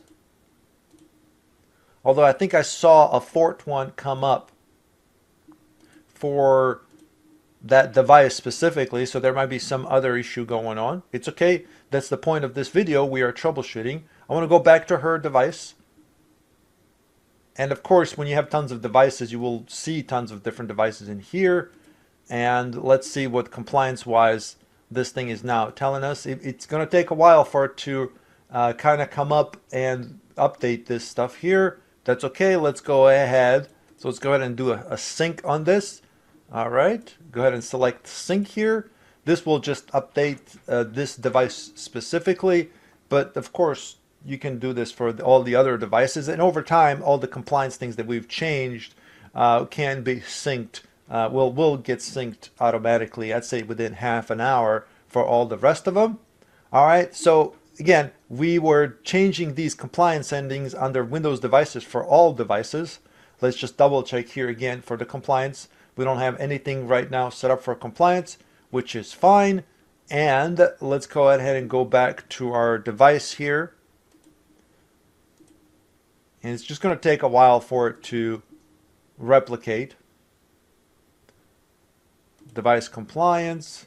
All right, here we go. So it removed all the ones that we've set up, and including that other one that we weren't sure where it came from. However, there is a default device compliance policy that is managed by system account here, and it's for the login user. And we can see what this does. So go ahead and select that. And it's a simple policy, just checks to see if a compliancy has a compliancy assigned, and it says that is active and that enrolled user exists. So it doesn't really check much else aside from that. Okay, and that's okay. So let's go ahead and create a really nice compliance setup for this device. So that way we don't have tons of different ones that might start to conflict with other policies that we have set up. Okay, so let's go back to our devices and let's go down here to our compliance. And let's go ahead and create a policy. But I do actually want to do it specifically for Windows here. So I went ahead into Windows, select compliance. So this one still shows non-compliant error here. Let's say if this is just still trying to catch up. Yeah, it's still just trying to catch up. So that's just a system just trying to catch up to whatever is going on in regards to this device here. All right, let's go to Windows compliance. Create a new policy, select a platform, Windows 10 or later. In this situation, we will call it security compliance. And then we will specify multiple things that we can do that would make sense when it comes to managing this device. All right, custom compliance. We're not going to do this because this is based off a script that you can make and select it. Here it is. You can select a script. Again, we're still going to keep it as simple as possible in order to make this video as friendly as possible to people who are not familiar. Let's go ahead and select device health. So it says here Microsoft attestation service attestation service evaluation settings. I'm not familiar with this word. I'm not going to lie. English is my second language. Use these settings to confirm that device has protective measures enabled at the boot time. So this is specifically for your boot time. Whenever your computer is, booted up, these are the settings that we want enabled to make sure they are enabled. And here's BitLocker. Yes, I want that. I want secure boot as well, important. And here's this one that says code integrity. Now, I can only assume this is related to code integrity for the operating system itself. I will go ahead and I will leave this not configured for now because I'm not sure exactly what's going to do with our system, and maybe I want to do system checks in some other way if it is related to code integrity. Honestly, don't know for sure. If anybody of you knows here or wants to Google it and let me know in the comments, then please do. And here, device properties, and it says operating system version. So in this case, we want to make sure that is a certain version of the operating system. It says the operating system version is defined as a major, minor, and build revisions. So for example, version 21H2 is a major version of Windows operating system. Moving on, you have 23H2, and then you've got nowadays 24H2, which is the next major version of the operating system. And it says here under minimum OS version, it says here, select the oldest OS version the device can have. The operating system version is defined. And again, it just tells you major, minor, build version. So you can specify like, let's see in this case. So if I type in Windows version, just type in your search bar, WENVER and hit enter, you will get to see what the version of your operating system. And this is the window that comes up. You don't need anything else. You can just type that in. So let's see how this works. If we type in this case, to be a minimum of 22H2 on this machine, will it take it? And it says here no, because it needs to have a valid version format. In this case, what it's looking for is this here, where it says 19045.5371. So let's go ahead and type that in. And let me just make sure I can see it on the side here. Okay. So it said 19045.5371. Okay. And this is what we have. And it doesn't have any issues with that. And we can see this is the OS build version of this. So this is the, the minimum OS version that is required. And then we can set a maximum. So same deal, if you have, let's say 23, let's say you want to limit your devices to 23H2 and not go all the way to 24H2, whatever the build version when it comes to number for that is. If you want to limit it to 23H2, let's say that device has some software that's not compatible with the higher version of the operating system, which happens, then you can limit this. So you can type it in here. So for that reason, I will go to my other computer and I will see what the version is. So this is the one where Adele is logged into. So we'll go ahead and just limit it to whenever she is used. And again, you can see on the bottom there that it's WINVER. I think that's what I said last time. I'm not sure. I may have not said that. So this one has 24H2. So we can type in 26.100.1742 if we want to limit it to 24H2 and whatever it is that you want to do, right? So let's say this is 23H2, then you can do the same thing here. I'll show it on my other computer, my main computer. Here is the 23H2. You can see that the build number is different. So let's go ahead and use that one, 22631. Well, I can't remember that. I'll have to flip back and forth. 22631 dot 4751. So that is 23H2 specifically for Windows 11. And this one here was for Windows 10, obviously. But that's okay. This is just for an example. You get the idea of what is going on here. And of course, if you have, mobile devices that you want to configure with this, then you can certainly do so. All right, moving on. So the next thing is, let me just kind of shrink down some of this other stuff. This is the one we just did. Configuration Manager compliance. And it says here, require device compliance from the Configuration Manager.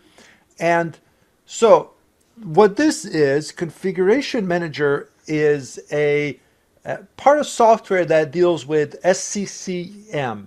So this is a program. Let me see how I can install this. By the way, I have a course on this as well on SCCM.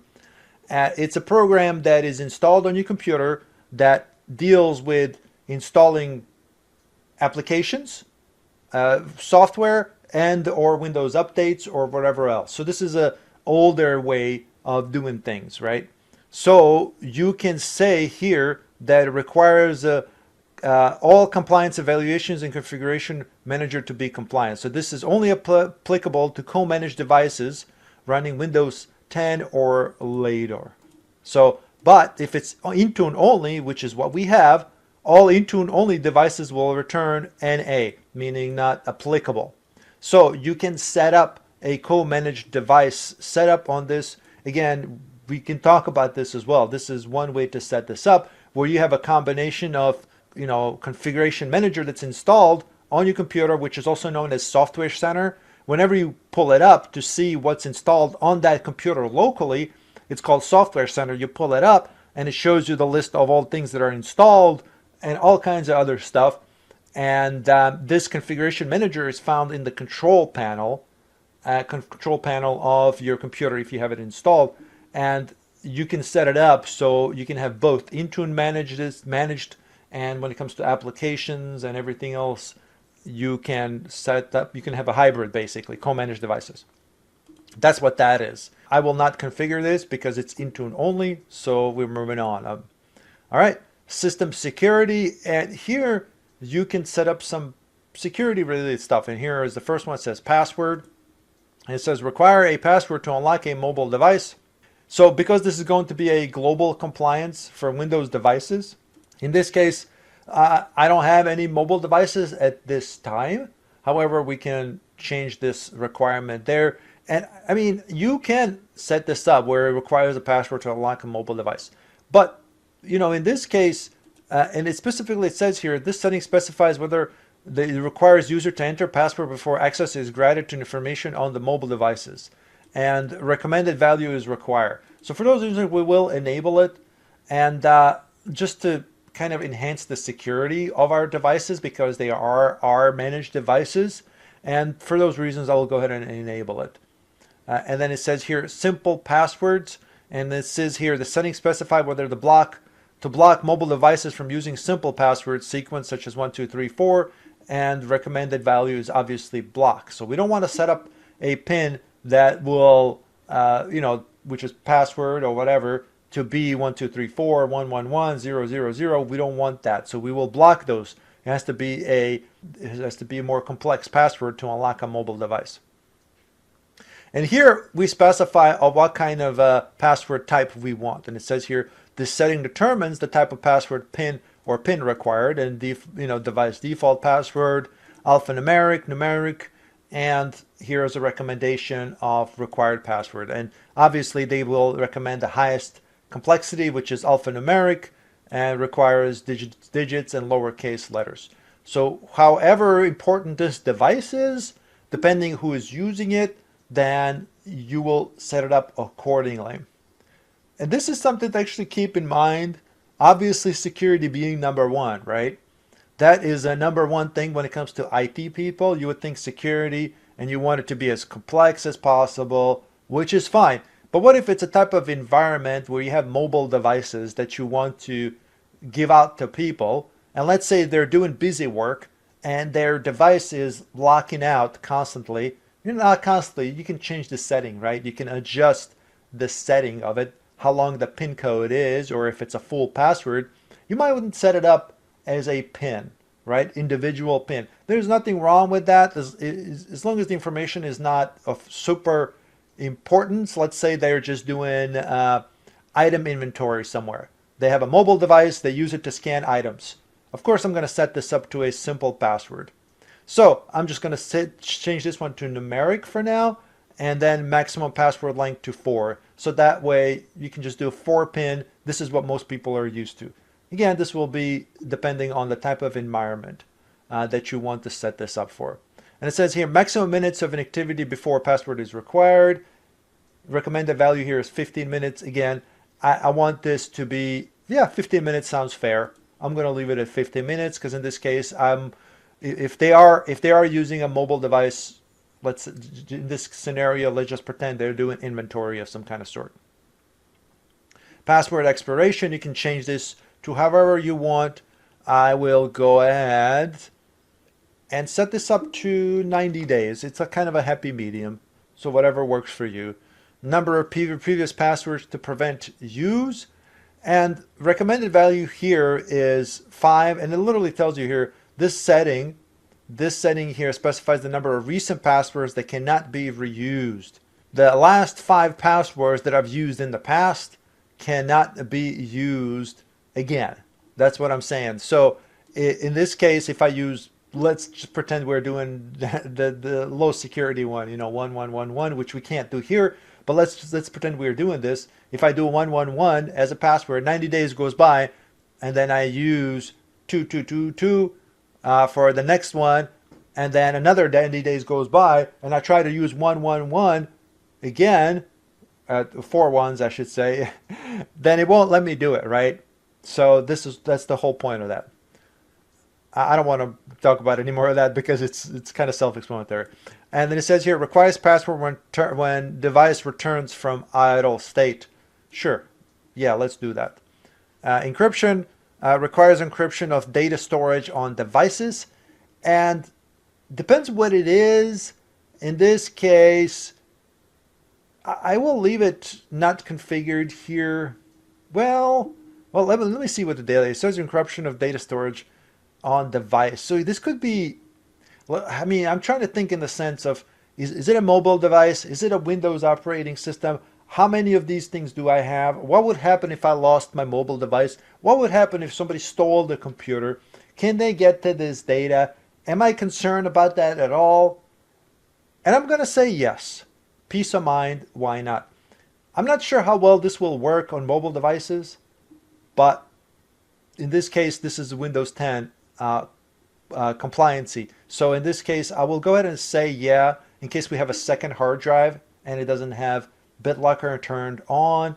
Mainly because it's here, it says Windows 11, Windows 10 and Windows 11 compliancy. So I'll go ahead and say yeah. I will go ahead and say to encrypt that as well. And it says here, device security. By the way, I haven't seen a lot of, the main mobile devices that I've seen Windows-based are basically tablets, by the way. So, I don't think they even make Windows-based mobile phones anymore. Maybe? Don't know. All right, device security. And here it says firewall. And I kind of want to actually manage firewall separately. It says requires firewall to be on and monitoring. I will use my own because it's on my network. I will just leave this not configured. And then if you have a lot of newer devices, this is what require trusted platform module to be turned on and present. If you want this enabled, and if you have a lot of new devices, I would go ahead and enable it. And even if you don't have even if you have older devices that don't have TPM, now there are different versions of TPM, right? So I think version 2.0 is required for Windows 11 to even be installed on. This could give you an idea of how many computers you have out there that are not Windows 11 compatible. So that's a cool thing too. So I would go ahead and say that, yeah, I will go ahead and enable this.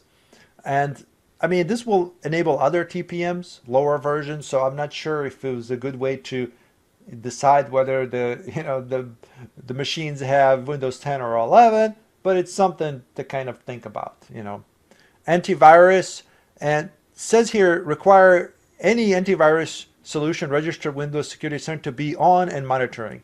So, for example, in my opinion, Microsoft Defender is adequate for most devices, so I'll go ahead and select this, but it will check for other antiviruses that are certified or that work with Windows 11, I should say, or Windows 10, Windows 11, any Windows operating system. Because what happens is when you install antivirus on a computer, it will disable Defender, and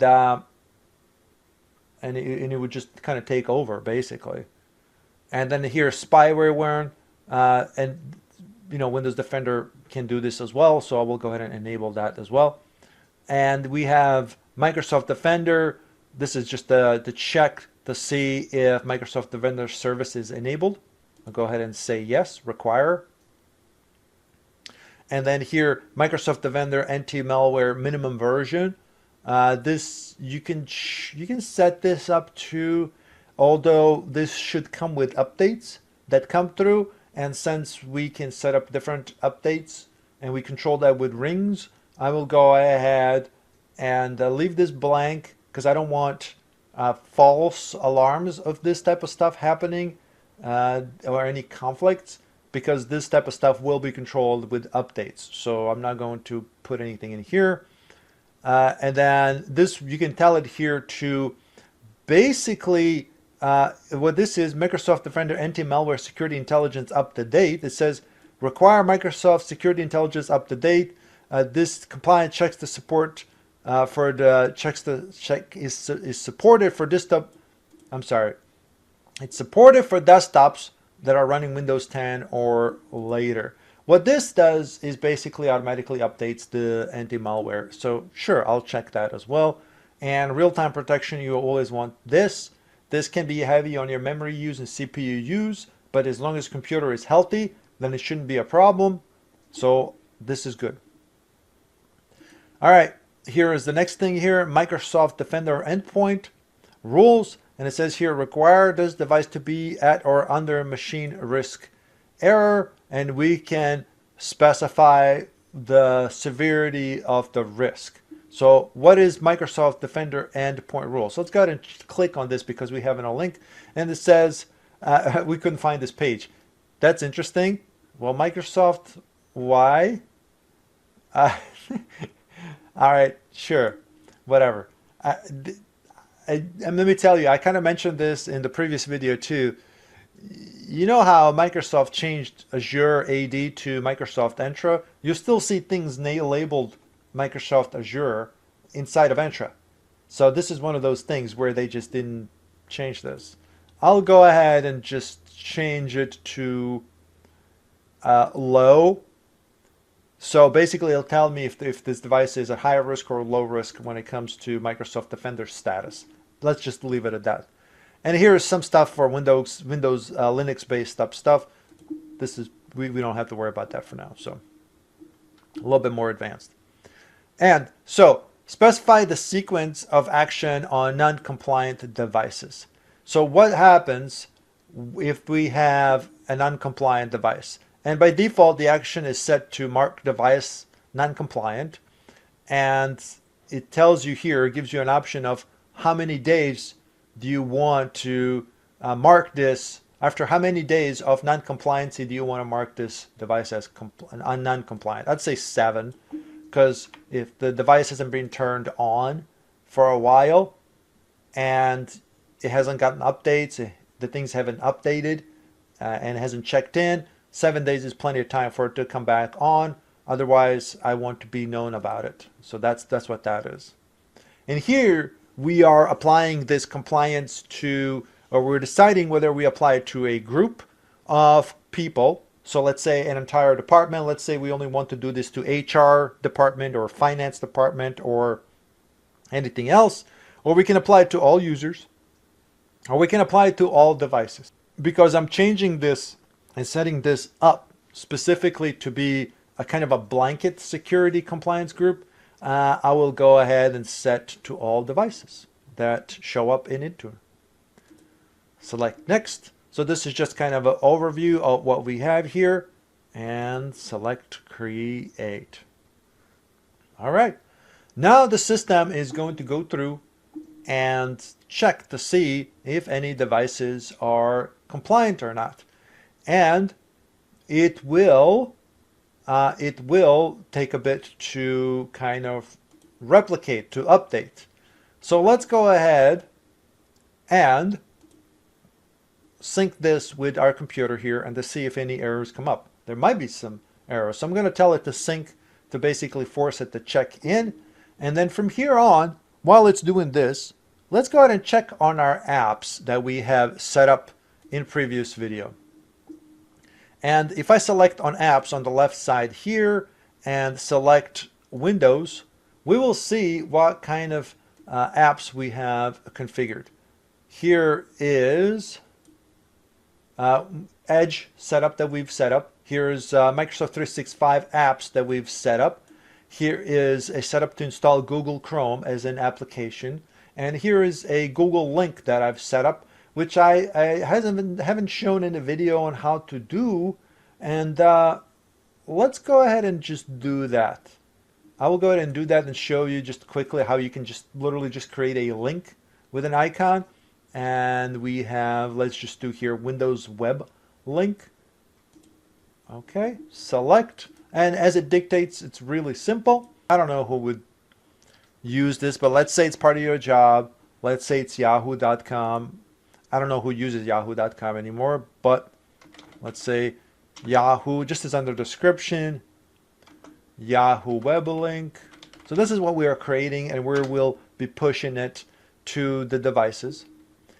Publisher name, yahoo.com. URL is https://yahoo.com.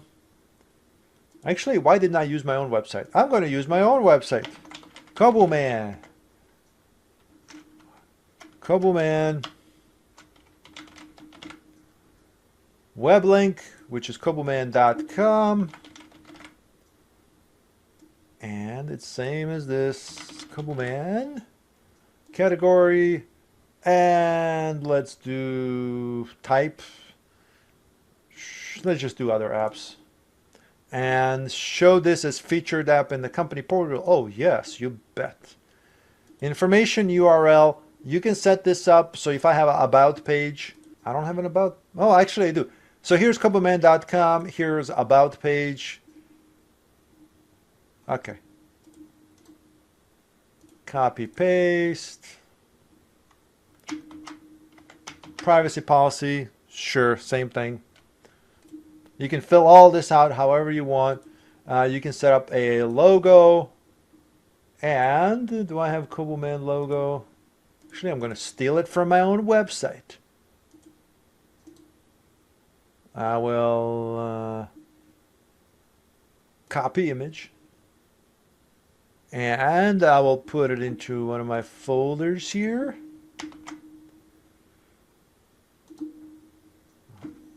It didn't do it properly. All right. Need to get back to this website and see what the heck is going on here. Save image as Cobbleman logo. Sure. Let's do this here. Hey, what an opportunity to promote my own website. I swear I wasn't even attempting this. Well, you saw that I was trying to type in Yahoo there, so. Well, where's my logo? Custom files. All files. Where did I? Oh, I put it in this one here. Here it is. It's not going to look right, probably. Oh, it's going to look okay. All right. So that's that. We've added our logo. Assignment.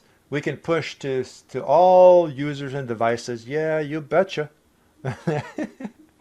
And the other options are, you can customize this any way you want, and you can make it. It's really self-explanatory, and we've kind of talked about this over and over again. So I'm going to say required, yeah, available all enrolled, sure. And we're saving this icon, or web URL link, which will just show up in your start menu under apps. Actually, will show up under apps. So let's go to my devices here again, because I'd like to do one more sync to see if things have updated. You can see the compliance is in grace period, so we're still waiting for this to happen. But I do want to sync it up one more time, just so that way I can get that app, or which is just a URL that is there. But we'll also check at the same time what happened to these other devices here. I think this Chrome one that we've tried to install with MSI has failed. I think I've seen an issue with that, but we'll double check here. Let's go make to the devices. Microsoft 365 Office type of devices they have installed. Okay, so let's go back to apps and see which ones failed. So this is from previously. This is not something we've done here. It'll tell us which ones are failing. And I know this is the Google Chrome that we tried and it failed. Unfortunately, it doesn't really give us a reason why it failed unless I'm just kind of blind to it. It just says it failed and it will tell you, how many devices, which devices, this and that. And this was supposed to be, so device install status. Okay, so it might have some dependencies that we need to install. I thought it was just MSI would be enough for this one. It's okay, we can try a different thing to set up. And here it is, actually, instructions here. So I take it back. We have to kind of dig through. So it's under device install status for that device specifically. It says here, and I know you can't see it on the side here, but it says, this installation package could not be opened. Verify the package exists, that you can access it, or contact the vendor to verify that this is a valid installer. So he could not either verify or use that .msi that we used in the previous video to install Google Chrome on this device. Okay, all right, let's go to our device here. So this is a Dell's computer. Let's see if things are syncing, happening. All right, and I suspect we won't be able to find our Google Chrome installed here because obviously it failed, but let's scroll down to see if our web links installed. Here's our Google one. Here's a Google one. I don't see the Kobuman one. So this is the Google URL that we've just simply told it to install as an app. So if user can see it here, they can right click and pin it. I mean, you can customize this even more, but the point is if I click here, this is what we've deployed and it just opens up Google. Okay, using Edge, obviously. So I wanted to see Kobuman website. Come on. And oh, here's Kobuman. But icon, see, it just popped in, Kobuman. I don't know, maybe it was there. I didn't see it. But let's see if it takes me to kobuman.com. Come on. I know why website is up. Oh, I didn't type in .com. Okay, all right. Well, that's not going to work. Let's go fix that. Let's go fix that. All right, go back to my apps. So Windows here, Kobuman. I bet somebody was looking at this and screaming. Yeah, I didn't put kobuman.com here at the end. Okay. All right, let's edit. Fine. So unprofessional. All right. It won't let me edit the URL. Come on. All right, Kobuman, sure. It will not let me. Okay. Fine. We're just going to redo it. Okay. That's fine. I will just delete it. Come on. Delete. I will redo it. Let's go ahead and add. There's nothing wrong with redoing this. Again, it's super simple. You just go here, web link, select Kobuman. Kobuman. It's website. Ah, how about that? Publisher Kobuman. It just kind of took what I had typed in previously. Okay, now HTTPS. PS. Kobuman.com. There we go. Category. Other. Sure. Well, actually, might as well productivity. Why not? Yes, feature. Do I have that privacy URL? Kobuman.com. Privacy. Here's privacy URL. It's the same thing as for the information URL.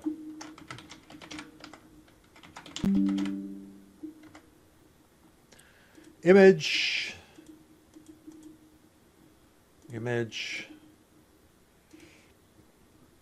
Image didn't update though. I don't know why. All devices. Sure. Create.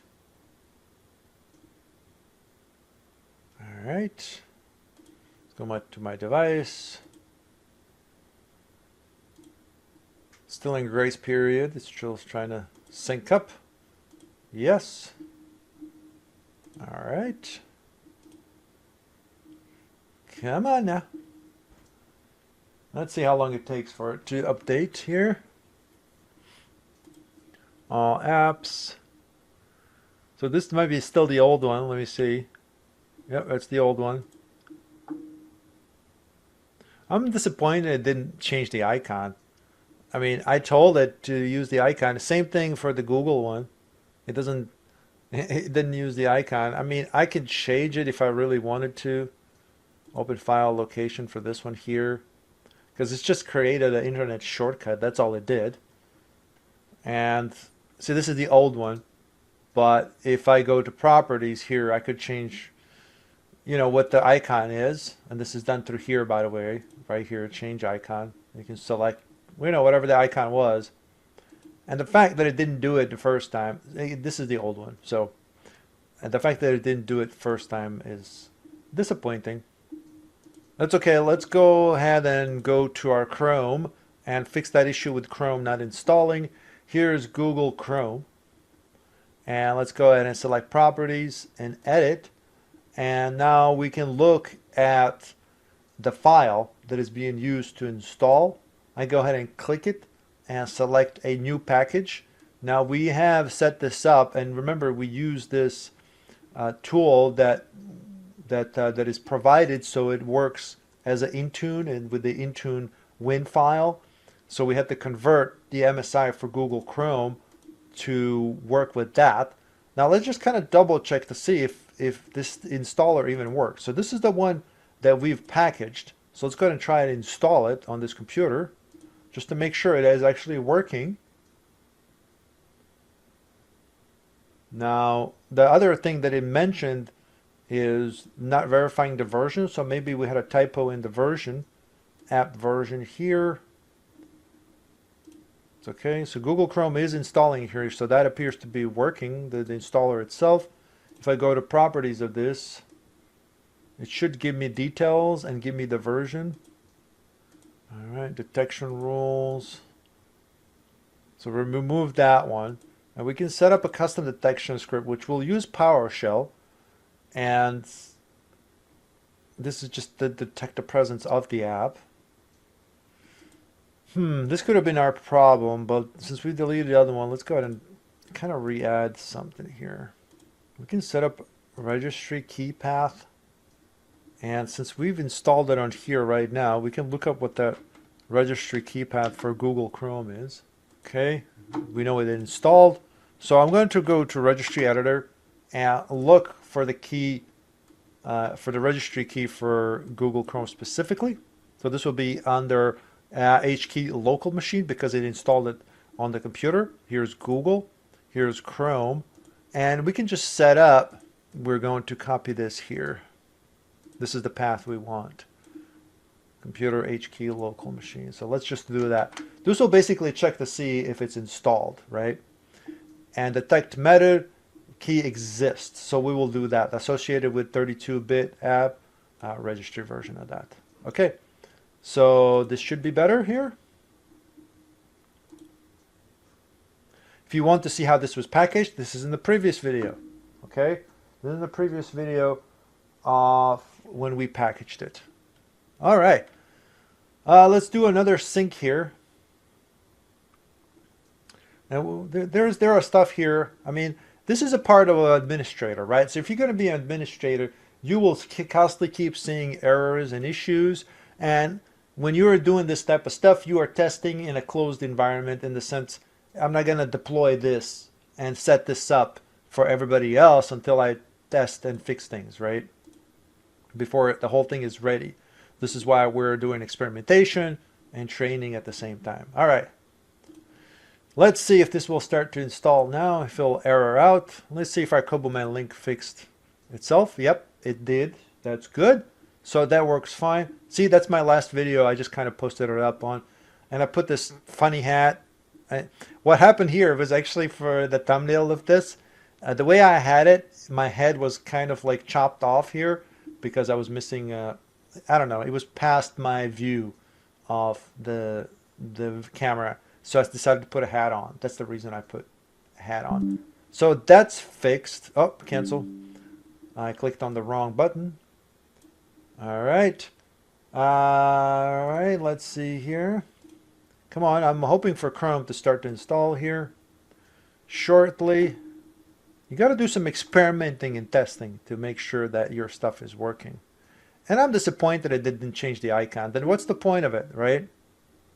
All right, so I'm thinking while we wait for this Chrome to see if it'll actually succeed, we'll go ahead and find a different package we can try to install. So let's just do 7-zip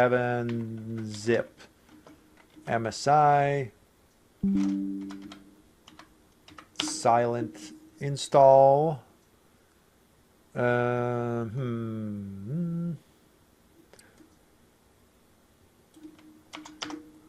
Let's do this here. Download 7-zip. I almost went to a wrong website there. And that wouldn't be good. You got to be careful. And alternative, let's see. I want to install 7-zip. This is the most current version. Let me just see what we have here. Windows 64-bit. Sure, let's try this one here. And we have this one downloaded. Here is in our download folder. All right, so let's go ahead and go to our utility here. Intune, I'll go ahead and run it as admin just in case. And it says source folder, and I believe we have it on D. And the setup file is, I need to go back here, for our 7-zip is this one here. And, oh, sorry. I need to type in .msi. And I will specify folder code output. I want you to put it there. And I'm not going to specify catalyte folder. So, inside of our output now, we have, or we should have, our 7-zip that's been set up, and it's not there. Okay, why not? Okay, let's try now. Intune. I went ahead and placed everything in a single folder called Intune. And in this case, I will specify a file that's in there, MSI. And so I'll do it in the same folder. No. Okay, now it actually did it. So this thing is so finicky, this tool that sets it up as, that basically compresses it into this format that should allow it to work. So what I had to do is I take the whole package where this utility is, I copied the 7zip.msi within it, and then I just told it to do everything inside of it. So it's very finicky. You got to do everything inside of this, so just keep that in mind. Well, this is why we do the troubleshooting, right? This is why we do all the troubleshooting here. So let's go ahead and create our 7-zip app here. Okay. Select app, and it's not a Microsoft. Again, it's a here Windows app, and select that. Select app package, and this time it's inside of Intune, and here it is. Okay. App version. Okay, now let's copy that. See, it automatically populated this, so none of this stuff was in here, although I think it's all metadata anyways. And I forget who the publisher for this is, so I'm just going to type in 7-zip. 7-zip, sure. Featured, yep. Maybe we need an image for this. This is why it's causing us problems here. I will, should I use, let me find a random image on the root of C here. There ought to be something in System32 that we can pick a random image for it. Dot icon. Sure, let's just do this one here. I don't even care. I just want it to show up. All right. This is all the same as the other one. Fine. System install it. Okay, sure. Operating system. Sure, let's do both. Minimum operating system. Okay. Rules format. Let's do this here. Select one. File. No, let's just do MSI product code. Okay, this will just. Okay, that's fine. I mean, this all should have worked like the before on the other one, but maybe I'm missing something. Okay, all devices. Cool. All right, so that's cooking. All right, let's go back to our Chrome to see if that actually installed. Maybe not. Yeah, I don't see it. So that's failing. Okay. Yeah, it's not installed. So let's go ahead and update this one here. Windows devices. Let's do a sync. And let's go back to our apps. See if any of this type of stuff failed. It keeps thinking that we have this other Chrome version. And I wonder if we just need to redo it, delete it and redo it as well. Because see, it has that app version from before.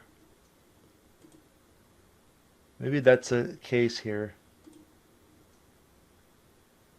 Okay. I'll go ahead and delete it. I'll go ahead and delete this app that we have in here for Google. And I can just do that here by clicking the three dots. Yep.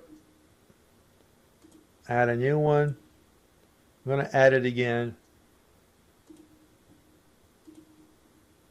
Select app package. And this one is, where did I put it? It's okay, I'm going to redo it. I'm going to have to redo it here. So I need to place it inside of the Intune folder that I've created. And here is my enterprise installer. Copy. Again in downloads, Intune. So I'm going to put it in just the main folder where this app utility is. Intune. And I need a name of this thing.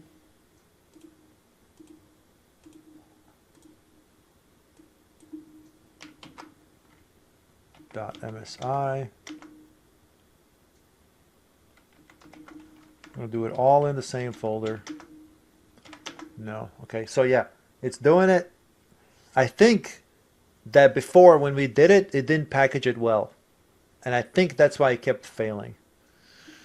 So I will now, that's the broken one.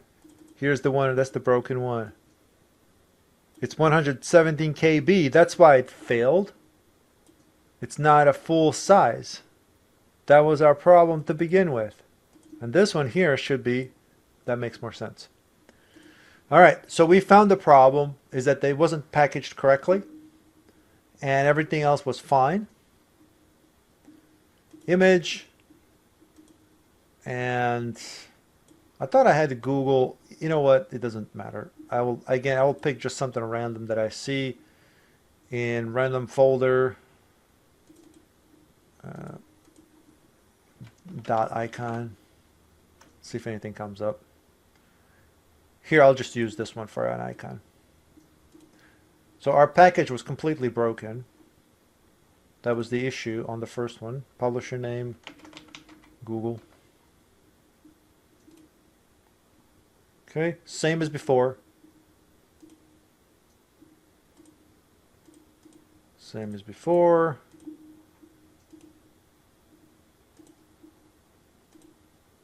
And let's just do this here. This is what we had before.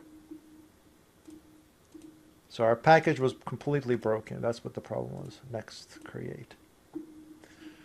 Okay.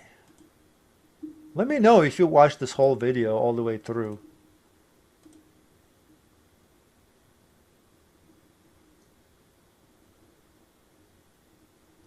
Just looking to see if anything installed. And this one's still uploading Google. So, yeah, I messed up on the previous video, for sure. I thought it did it properly, but it didn't. I should have known better, but that's okay, as long as I can fix things. And this is what will happen to anybody who's doing troubleshooting.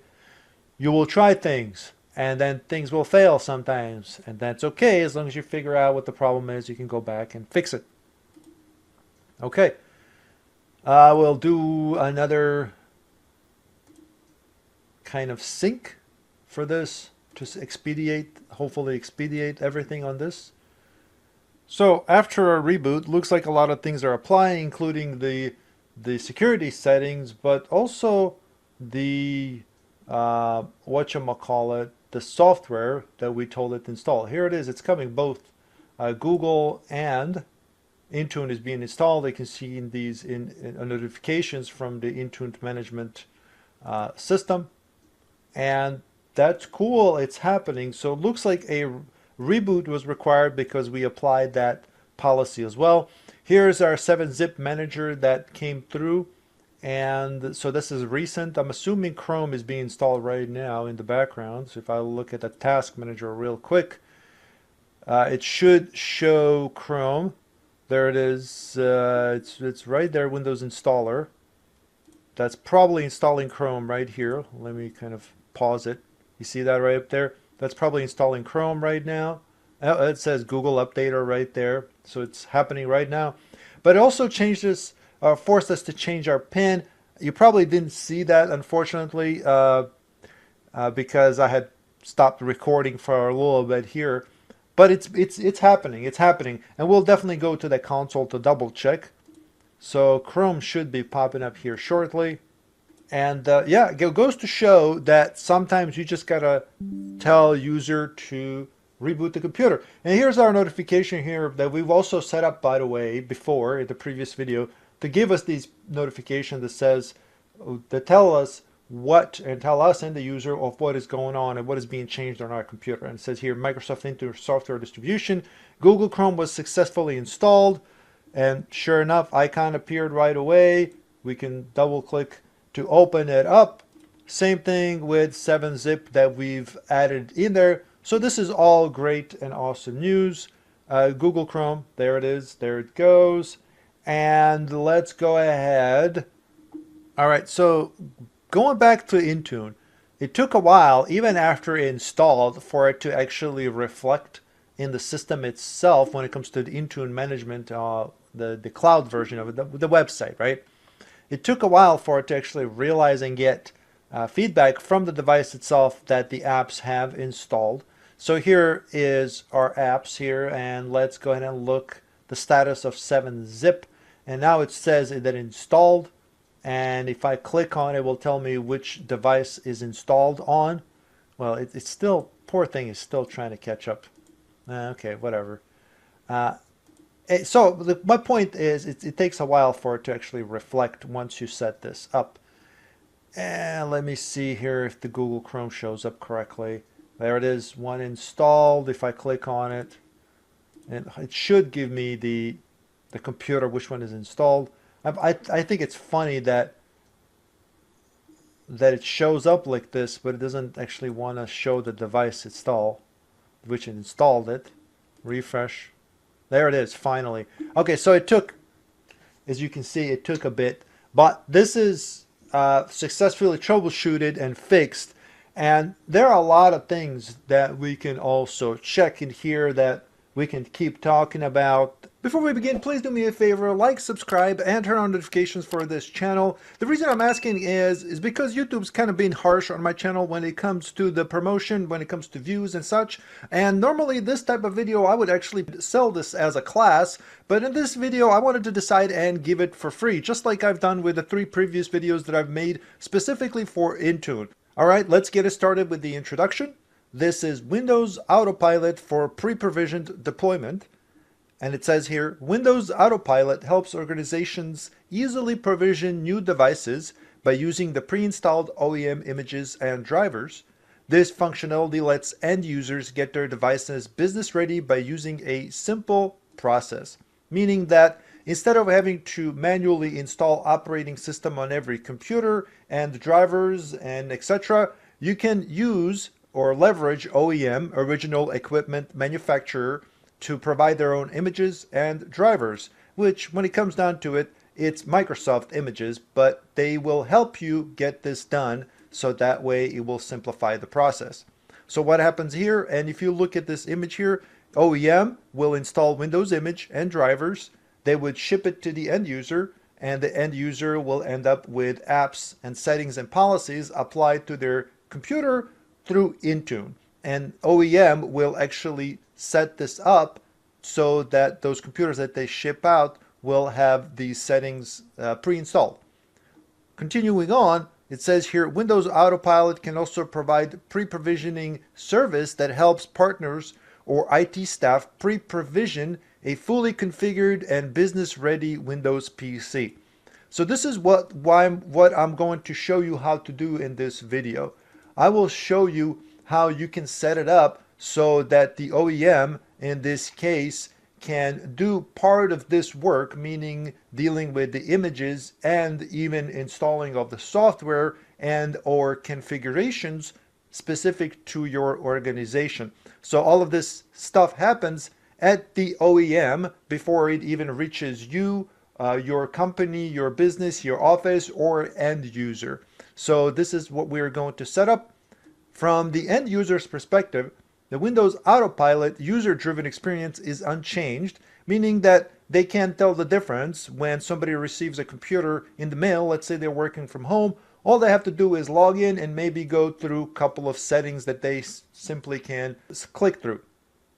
But getting their devices to a fully provisioned state is faster. So this is the part of it where you, as an IT person that works for the company, you won't have to manually install images, drivers, or even applications, settings, and etc. This is all pre-provisioned and done by the OEM, and it's really cool. I will show you how it's done. So to make this happen, first thing we have to do is create 2 different groups that will allow us to manage this whole system. First is for OEMs. This group that we create from Microsoft Intune Admin Center, we can add a couple of accounts that will have access to this system. And this is something that will allow OEM to log in provisioning for any devices that we purchase from them. So it's basically giving OEM access to our system. So let's go ahead and select the groups from Intune Admin Center. Select a new group, and this will be a security group. And the group name, we'll just call it OEM Pre-Provision Access Account. I will use the same thing for the group description here. And it says Microsoft Entra roles can be assigned to the group. I will go ahead and say no. And it says here membership type. and we will say assigned because we will specify who will be part of this group. So in this case, we need to add members, and it says here no members selected.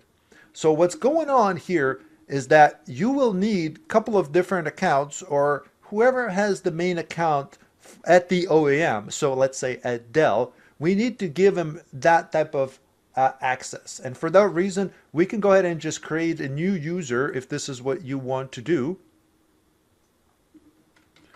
So I'll go ahead and go back to my admin, and just so we can keep it separate. So we're here in Intune, and we can go back to Entra, or in here, I'll go ahead and just create an account from here where it's just the main admin center. I will go ahead and add a user. I will call it Dell OEM.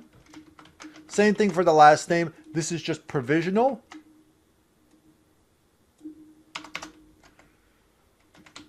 Dell OEM. Create a password. Okay. We will not give them any licenses or anything like that. Okay. Next. Finish adding. So now we have login for Dell, so they can log into our system and manage our devices and do the pre-provisioning. So in this case, I may have to reset or refresh, I should say, but let me go ahead and see if it'll come up. There it is, Dell OEM. It's okay. That works. We will select that. So now this is the access we will provide to Dell OEM. Select create. All right. And then a new group that will allow us to manage these devices. It will also be a security group. And in this case, we will call it let's call it Intune Autopilot Pre-Provisioning. Pre-provisioning account. Not account. I'm just going to leave it at this. No roles assigned. And it says here membership type, again, assigned, because in this case, we will go ahead and set up an owner. In this case, there is a service. If you search for Intune, there is a service which is actually an app that is installed by Microsoft that you have access to, and it's called Intune Provisioning Client. This will be installed, basically will let us do the provisioning. This is the setup, this is the system that will allow the bulk assignment of these devices and provisioning to our system. All right. Create. Now let's go ahead and set up our setup for the pre-provisioning. And this is done through our devices, Windows, and then go ahead and select on enrollment. Scroll down a little bit if you need to and select device preparation policies. Go ahead and select that. We will create a new policy. And this is just here explanation of introduction of what it does. We've kind of talked about that already. So I will go ahead and select next. Name, and we will call it Intune. You can name it whatever you want. Pre-provisioning. Reprovisioning? No.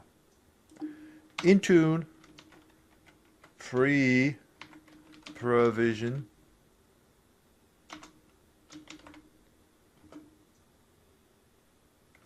profile. Same thing for description. Again, you can call it whatever you want. This is you being organized. Here, we need to select a device group. And this is the second group that we've created. And we've called it Intune Autopilot Pre-Provisioning. So we will go ahead and set this. And it says here, select the Entra security group that will contain the Autopilot devices when they enroll. So this whole setup will contain them. And it says these policies, apps, and scripts intended for these devices should be assigned to this group either explicitly or implicitly through the group's own membership. And we will talk about that here. So this is just specifically for the devices. Select next. And we have our configuration setting here. We already know it's going to be user driven, meaning whenever they get the device, they will log into it and they will drive the process when it comes to the completion of the pre-provisioning. Deployment type, we can set it up as single user. This is the only option we have at this time. And we have join type. We got a Microsoft Entra joined. That means that this user needs to be part of Microsoft Entra. So this can be either in a hybrid setup. Either way, you will have an Entra account. And a user account type, standard user. We can leave it at that. And then here it says out of the box experience settings. It says minutes allowed before showing installation errors. I would say about 30. Custom error message. If things don't work out, who do you contact? And here you can specify contact your organization support person for help or contact your IT support. And you can provide a number. Let's say the number is 555-555-5555. Let's say that's the number. You can put that in there. And it says here, allows users to skip setup after multiple attempts. So what this does is allows users to continue to desktop if deployment fails. I will say no, because we want to make sure that we are managing these devices. And it says show links to diagnostic. I will go ahead and say no. They don't need to know this. And here we select apps that we want to deploy using this device profile policies. Go ahead and select add. Select the apps that you want to deploy. So in this case, and in previous videos, we had a couple of apps that we showed how to package and deploy. In this case, we will add 7-Zip, Google Chrome, and Microsoft 365 apps. And I'll go ahead and add this when it says Microsoft Edge for Windows. Go ahead and select save. So all of these apps will be automatically installed as soon as the device is pre-provisioned. And we can set up scripts down here. So if you want to set up post-logon scripts, PowerShell scripts, they can be also added in here. So if you select add, you can locate your script and you can go ahead and deploy it along with this pre-provisioning setup of it. So what could this be? Let's say you want to map some network drives that you're still using in your company. You can set a PowerShell script to run after they log into the computer for the first time, or anything else. You can set up custom installation, custom settings, custom all kinds of things. This is just PowerShell script that you can set up. And if you have that, go ahead and select that. Scope tags, we can go ahead and skip this. This is just for tagging, and it says here default role scope tag. This will exist by default in all Intune entities whenever user defines role scope tag is not tagged. So this is fine. This is just if you want to be more organized. So we'll go ahead and skip that here for now to simplify it. And here we have assignments. Here we will assign this to, meaning who is going to control this, right? And remember, we created that OEM provisioning access account. And here it is. We will go ahead and select this. All right.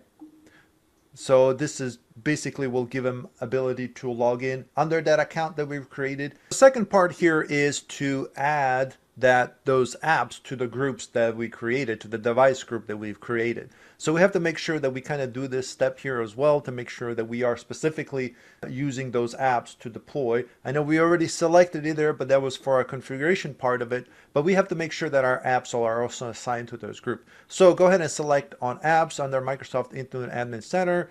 Locate your apps. In this case, mine is under Windows. And let's see here. Here's our 7-Zip. Go ahead and go to properties of your app. Scroll all the way down where you can see assignments. Go ahead and select edit.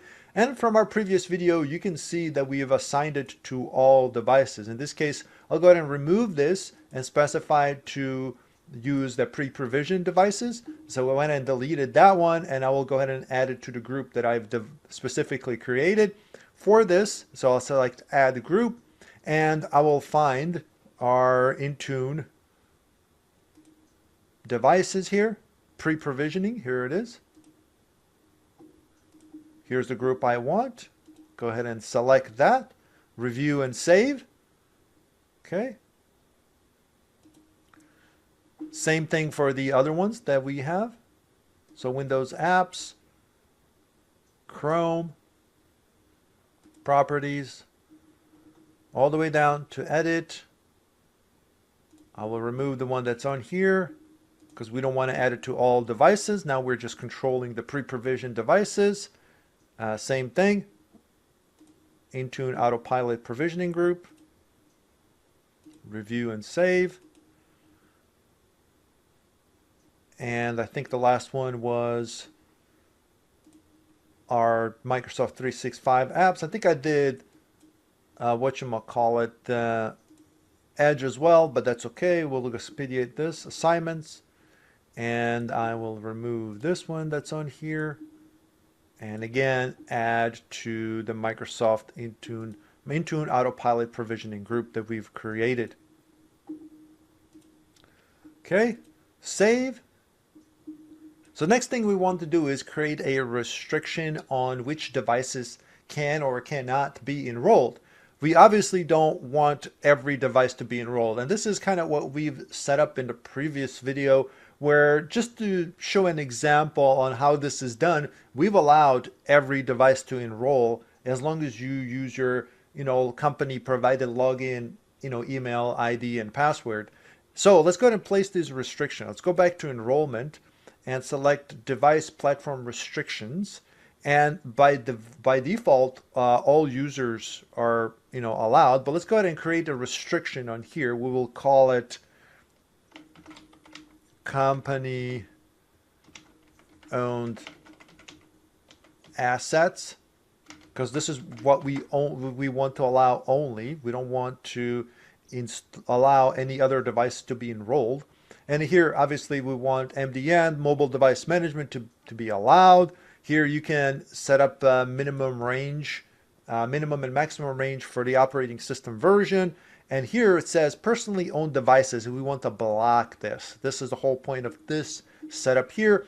We don't want to manage every device. We only want the ones that are specifically owned and managed by our company. So go ahead and select next. Again, scope tags. If you want to get organized, you can get into scope tags. Assignments group. So we will go ahead and add it to all users. And in this case, this restriction, because it's a restriction for all users, right? It's a restriction for all users. So everybody that's part of our company will have this restriction where they cannot enroll their personal device into the company's Intune management system. Simple as that, right? It's a restriction for all users. Okay, review and create. Go ahead and create. All right. So now that we've set up these restrictions, now we don't want personal devices to deploy or to start managing or anything like that. But how do we know which ones that we can manage? How is it that OEM or somebody who is assigned to provide this information, how can they tell the system to only install management on specific devices? Well, this is done through devices. So go ahead and select devices here and select enrollment. Do not go to Windows first and then select enrollment, because you won't see the option. So just generic devices overview and then select enrollment. And then here you will see an option says here corporate device identifier. Again, you will not be able to see this if you select Windows first. So it's before you select anything, under devices, select enrollment and go ahead and select add, and then select upload CSV file. And then in the drop down here, select the way we're going to modify our .csv, and then that will be by providing manufacturer, model, and serial number information for your devices. And it tells you here, selecting identifier type, as in manufacturer, model, and serial number. This is for Windows only. Means only devices matching this list will be defined as corporate owned. This means all other devices enrolling will be defined as personal or Windows in your tenant. And then here, if you want, this is a link if you want to learn more. So we need to upload a CSV file that contains information about the computers we are managing. So we need to get manufacturer of the computer. So let's say it's Dell. Then we already know it's Dell, right? And then we need to find out what the model is, and then followed by a serial number. So for those reasons, we need to create a CSV file, and you can do it many different ways. And here is just a notepad. So here it is. We need to manufacturer, and it says here whatever the manufacturer is. So let's pretend that it is Dell, and then type in comma, and then type in the model of it, and let's say model number is, and I'm just making this up. I forget what some of the models are, and let's say I think there's a 3000 or something, comma, and then whatever the serial number is, which could be combinations of letters and numbers. And then you save it as a CSV. So you would go File, Save As, and then change this to be all files, and then name it, for example, new devices, and then type in .csv, select Save, and then from here you can find that file that you just created. I think we saved it to our desktop, or maybe downloads, documents. No, actually under documents. Here it is. Select Open, and then select Add. And let's actually get this information, like actual good information. This is just made up stuff. And we'll get it for our virtual machine that I have running in the background. So here is our virtual machine, and back in the day, and this is disabled now, you can type in a command WMIC, I believe, and what this can give you is this information that you're looking for, including the serial number, model number, and the vendor name, but that is being depreciated. That no longer works. So you will need to use PowerShell, unless you already know this information. And in this case, let's say Dell is doing this. They will provide this information. And this can be done in many different ways. In, let's say, for example, that account that we've created, we call Dell OEM. If part of your agreement with Dell is that they would log in themselves and upload this, then you would have to give more permissions to that account, make them an Intune administrator, this and that. Or Dell can do basically the provisioning part, which we will show here shortly, where they go in and they get the things installed on it. And the rest of it is they don't necessarily have access to your Intune system, but they provide this information that we need to get. So that's including the information that we've just kind of talked about. And here are some commands that we can run in order to get this information. So this is just through PowerShell. So let's start with manufacturer, copy. I will go ahead and paste this in, and I will press enter. Here is a manufacturer of this virtual machine that it decided to name it. So I will go ahead and get this information and fill out my CSV with this information. All right. And then we need to get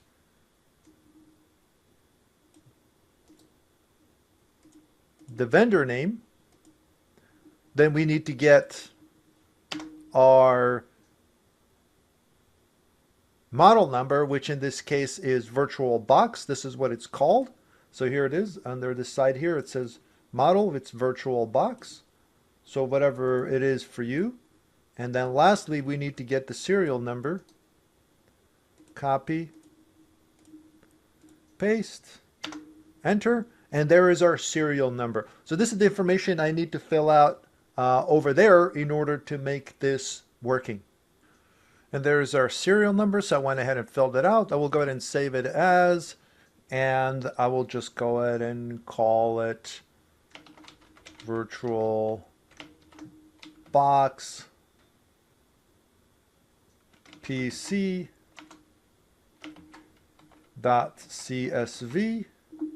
Make sure you change it to all files here, .csv, and save. And now we'll go ahead and select that one, VirtualBox CSV. Go ahead and select Add. And again, however your company decides to do this, if you want, in this case, let's say Dell, provide you this information, all you have to do is upload this CSV and they can do the provisioning on their end. So this part of it here is done. Now we are going to visit our virtual machine back. I will go ahead and reset it. And then after that, we should be able to go through the provisioning where it should automatically be able to detect that it's being provisioned. And yeah, there you go.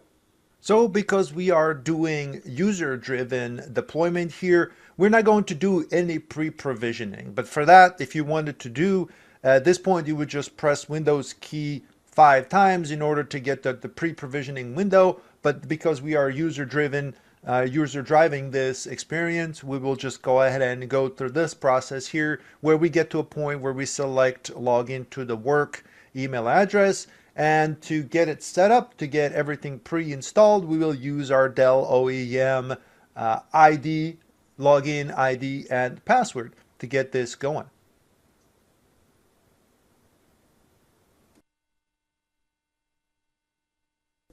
All right, so our required setup is complete now. Let's go ahead and select next and see what happens from here on out. We can certainly double check and circle back when it comes to this. Here are some more settings that we have to check. And again, if it's pre-provisioned, none of this stuff would even appear for the user, chances are. But again, this is user-driven setup, and this is why we have these. We can customize these. I'm just going to leave everything in default and select accept, so that user in this case can just log in at some point. So this device is being managed right now. You saw that we used Dell OEM login for this, and this is just one way of doing this. I mean, you can set it up where OEM doesn't even have the logins. They just do pre-provisioning of it. They will never see a login or anything like that. It really depends how you set it up for your company. Or you can simply send this computer to the user. User just logs in just like the Dell OEM did, and they'll be able to provide, they will be able to execute the user-driven installation of Intune as long as there is internet connection, of course. All right, let's quickly pop back in and see how it looks like on our devices end, and then we'll talk about some things that make sure that you have in place to make sure that this actually works for you. Otherwise, you may have issues. Here is what happened. So far, the device popped in, and it says it's in grace period, meaning that it's still installing stuff. Here's the stuff that we've kind of filled out in that restriction part of it, and to make sure that we are allowing this specific machine to install Intune. And here it is. Here is all the info that we have. Admittedly, I had to do some changing and I had to reset my virtual machine. So this number that you see here is kind of different from what I showed you earlier, because I had to reset the machine because you already had the previous Intune on it. So again, just make sure whenever you're installing everything here, if you go to Enrollment and Corporate Device Identifier, make sure that your identifiers are correct. Otherwise, you will have obviously issues for when it comes to enrolling these devices. This is something OEM should provide accurately, right? So if you're working with the OEM.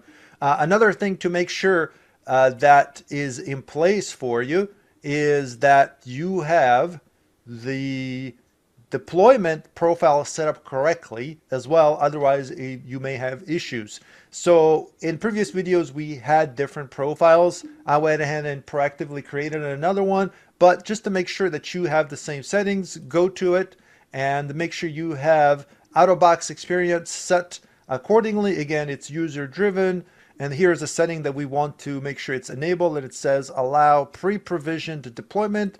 Make sure that's set up to yes. Otherwise, you may have issues. And of course, everything else as it is in here goes to assignments as well. And make sure that all devices are set up so that way it can work, basically. All right, and here we are. Now we can log in as the user. We can now ship the computer. Let's say, the OEM, in this case, Dell, just decides to ship the computer as it is. That's perfectly fine. And you can see that it didn't really save our Dell OEM settings, so the user doesn't even see this part of it. Although there will be a kind of a profile, a local profile with Dell OEM on it. But now user just can log in. Just to make it simple here, I will just go ahead and log in as Dell OEM. So it's going to be your email address for the user.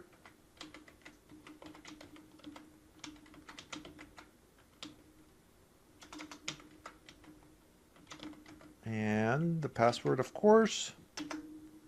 And there it goes. Now we're logging in as Dell OEM, but of course any user at this point can now log in because the device is already managed by Intune and by your corporation. All right.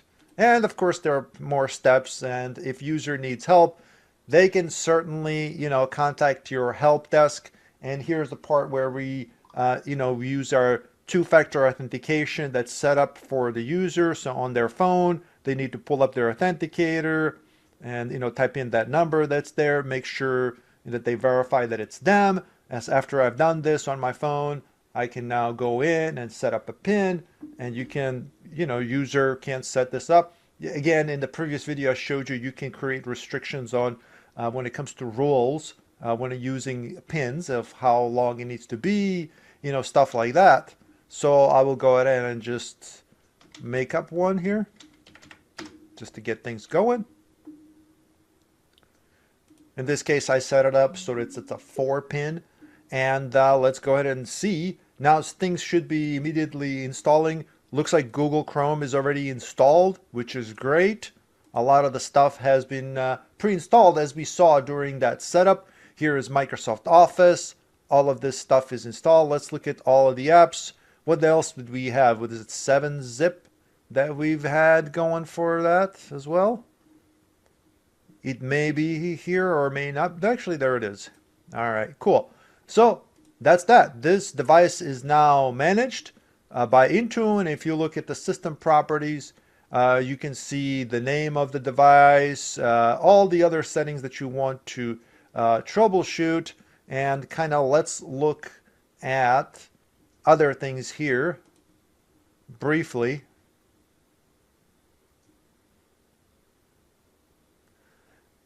And some things may take a while to still install, but just to kind of give you an idea of what is going on, there is our Dell OEM profile, and you can see that it got created at 8:05 a.m. And if you see the timestamp here, it says 8:07 a.m. So if you log in, with a different user, it will have another login ID or local profile with their login ID there as well. And everything else should just work out the box. Let's say if they want to open up their Outlook, it's right here. It's going to open up immediately, and they just have to, select their email address. They're already authenticated with that two-factor authenticator, so this will just pop in and work. Same thing with, I don't know, let's say Word. Let's try Word. Here is Word that is installed on the computer, etc., etc., etc. And that completes our training class. I hope you enjoyed this video. Please like and subscribe, and I'll see you next time. Take care. Bye-bye.